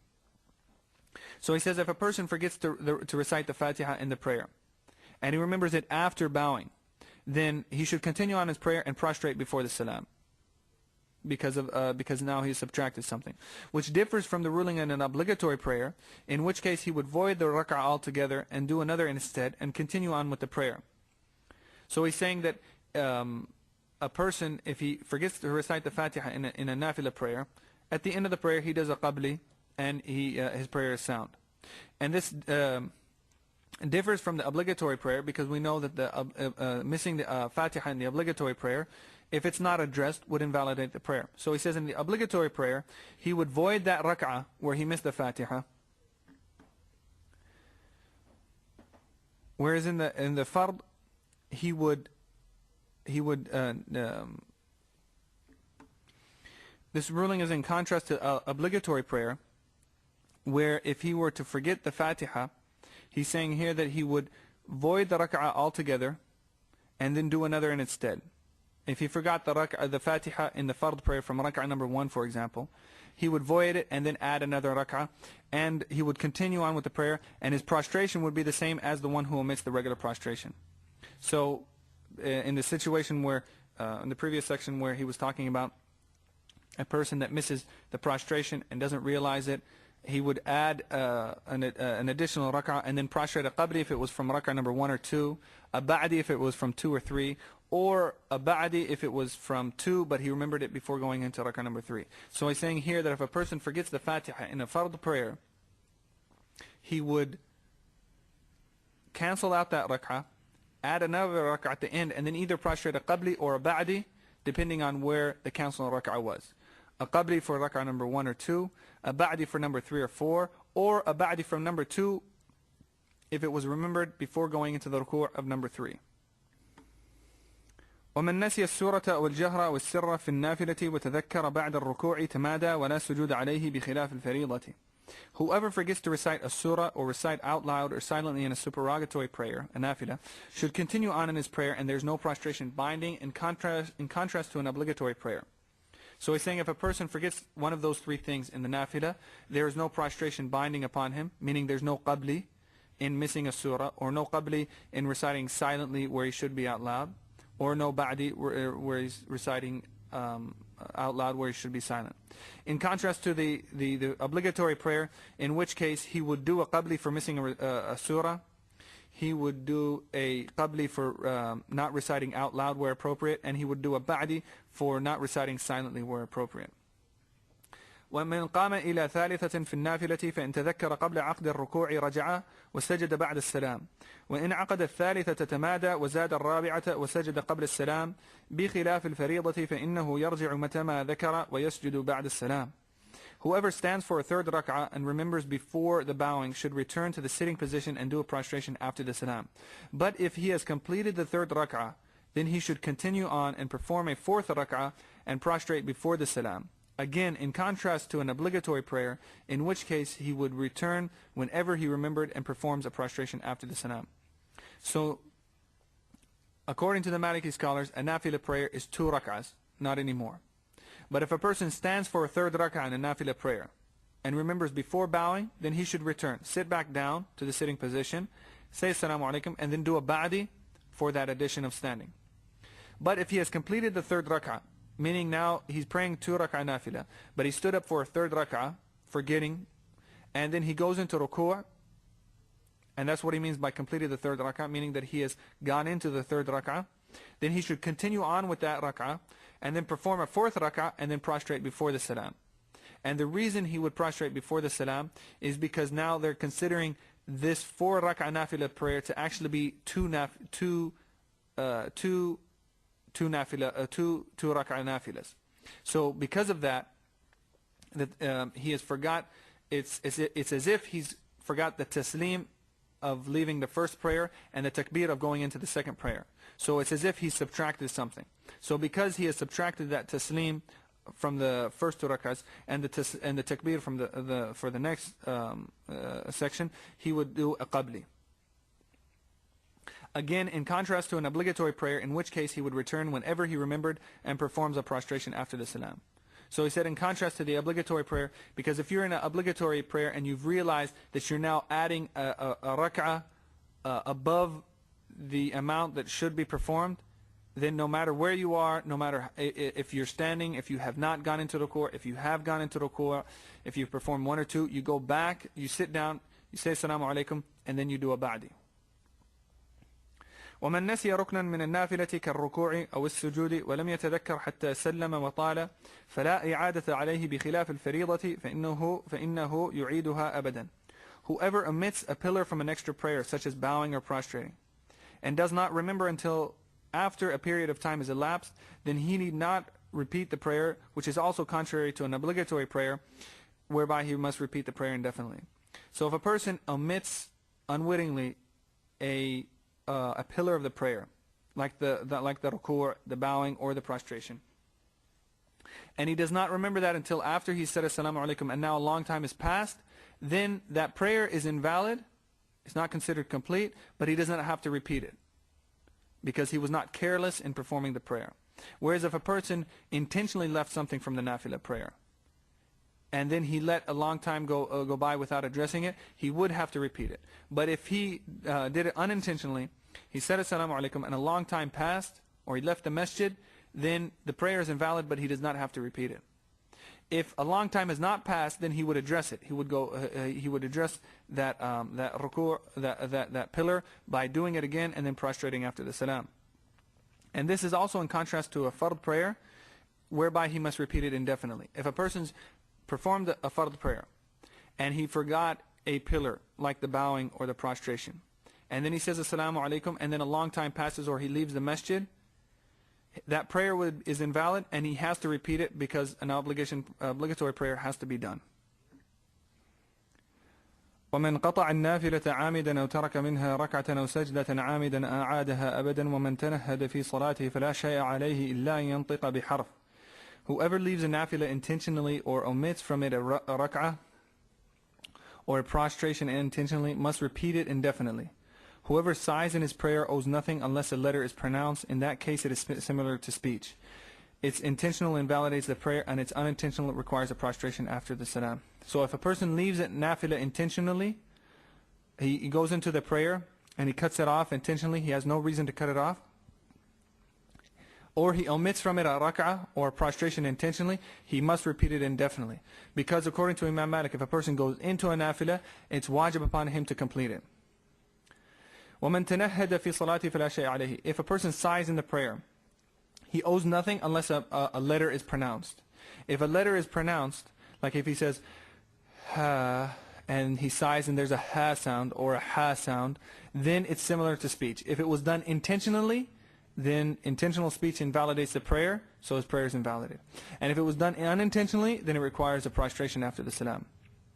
وإذا سهى الإمام بنقص أو زيادة سبح به المأموم وإذا قام إمامك من ركعتين فسبح به فإن فارق الأرض فاتبعه وإن جلس في الأولى أو في الثالثة فقم ولا تجلس معه وإن سجد واحدة وترك الثانية فسبح به ولا تقم معه إلا أن تخاف عقد ركوعه فاتبعه ولا تجلس بعد ذلك معه لا في الثانية ولا في رابعة فإذا سلم فزد ركعة أخرى بدلا من الركعة التي ألغيتها بانيا وتسجد قبل السلام فإن كنتم جماعة فالأفضل لكم أن تقدموا واحدا يتم بكم.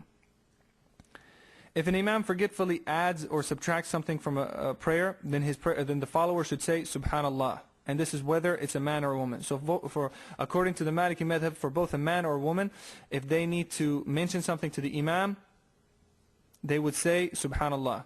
And there's opinion outside of the madhab that the woman would clap, but even that clapping would be that she takes the back of her index and middle finger and hits the palm of her left hand. So it's not a loud clapping. But according to the Malikis, both a man or a woman would say subhanallah.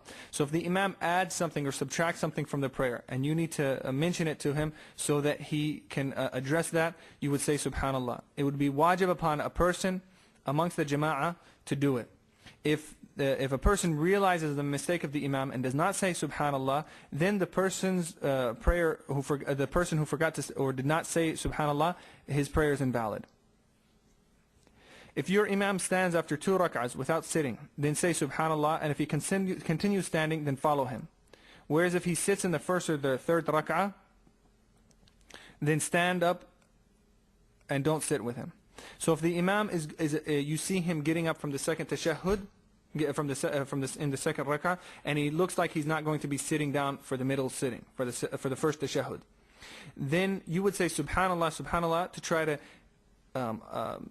remind him that he needs to sit. If he now begins standing and he's left with both hands and both knees and now he's continuing on standing, then leave saying subhanallah and follow the imam, because he's left a sunnah, and you don't have to by leaving the middle sitting, it does not for the imam, since he did it unintentionally, you would follow him, and it's not an obligation, so he would merely prostrate a qabli. Whereas if he sits in the first or the third rak'ah, then stand up and don't sit with him. So he says if the imam subtracts something like a sunnah, then you would say, and in this case it was the middle sitting, you would say subhanallah to him, but if he leaves that, then you follow him. So in that instance of a subtraction, you would follow the imam. In the instance if he added something, like he sat in the first or the third rak'ah, where there shouldn't be a sitting, then a person would not follow the imam, he would stand up and say subhanallah. Should the imam do only one prostration and omit the second, then alert him with tasbih. and don't stand up with him unless you fear that he will start bowing. Then in that case follow him, but don't sit with him after, neither in the second or the fourth rak'ah. Then when he gives his final salam, then add an extra rak'ah in the place of the rak'ah that you voided, building on what you have already done, and then do the prostration before the salam. So he's saying if you're in a situation where the imam does one prostration and then he forgets to do the second one, or he leaves it, then you should alert him with tasbih. Say subhanallah to try to get him to do the prostration. If he doesn't do it, you remain seated and keep saying subhanallah, subhanallah to try to get him down from the standing position to come back and do that prostration. If you feel that he's now going to go into the ruku', go into the bowing of that next rak'ah, then leave this rak'ah, follow the imam, and then continue on with the prayer. But wherever the imam sits, you're going to stand, and wherever he stands, you're going to sit. Meaning that, say for example, you're in the first rak'ah with the imam of Dhuhr prayer, and he forgets one prostration. You're sitting, and you're waiting to do the second prostration. You say subhanallah, subhanallah, to try to get him back down. If he doesn't come down, and then you think that he's going to go into the bowing of that second rak'ah, of rak'ah number 2, then you stand up with him, and you continue on this prayer. But you know that his first rak'ah was invalid, so now really rak'ah number 2 becomes rak'ah number 1. So when he's sitting in what he thinks is rak'ah number 2, you're going to stand back up because you know it's rak'ah number 1.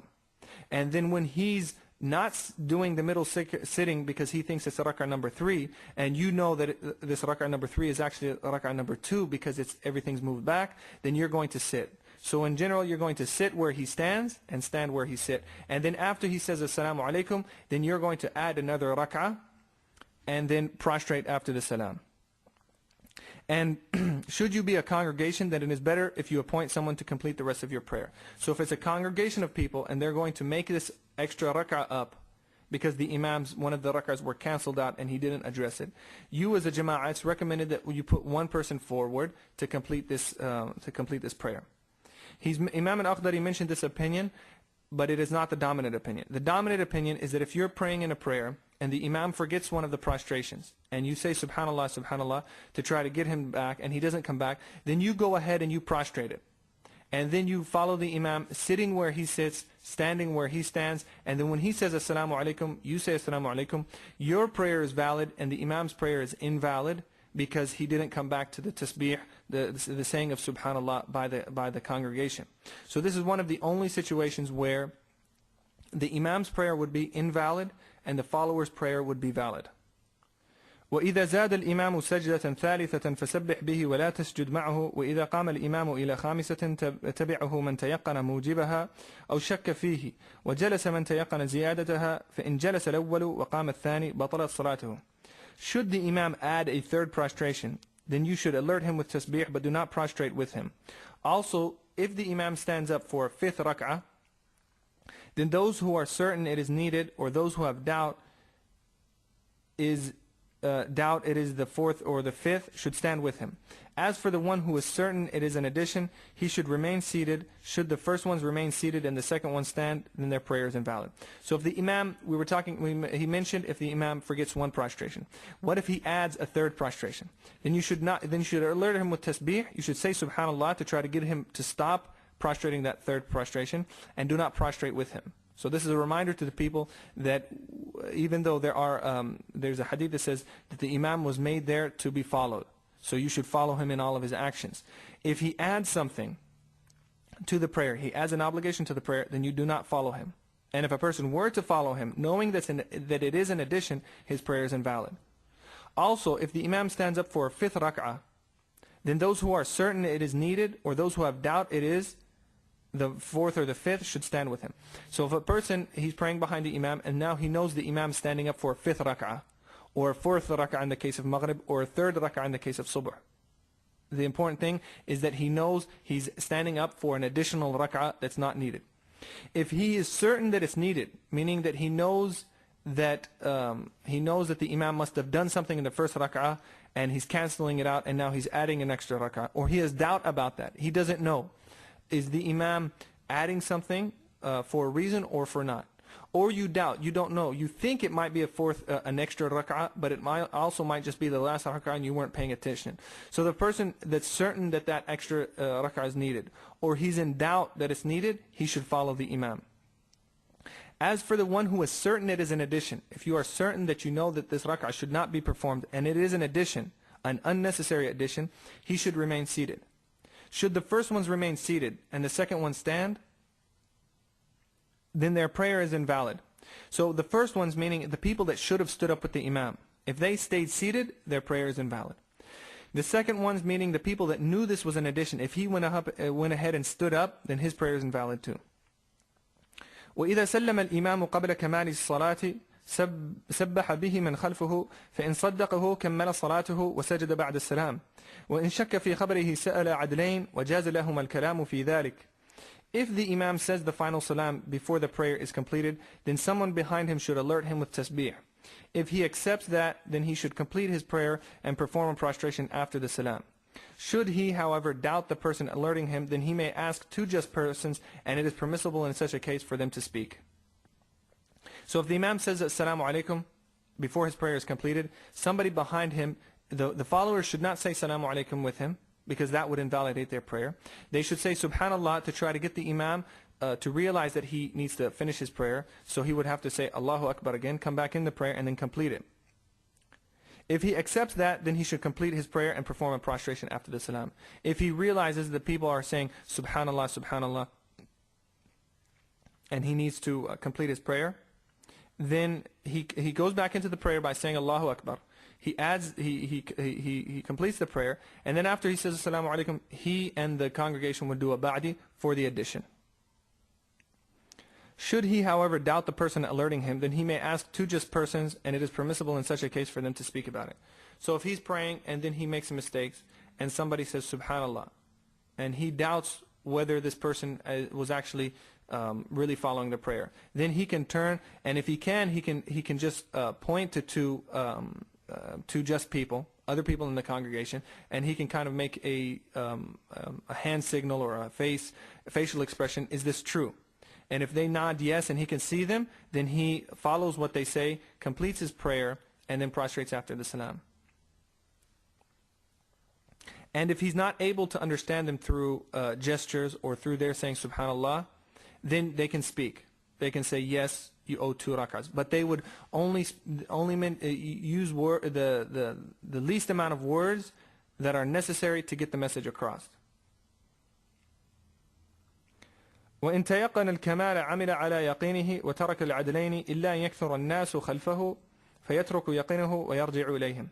Should he still be certain, meaning the Imam, after asking those two just witnesses, should he still be certain he completed the prayer, then he must act according to his certainty unless several people agree with the two. So if he said Assalamu alaikum,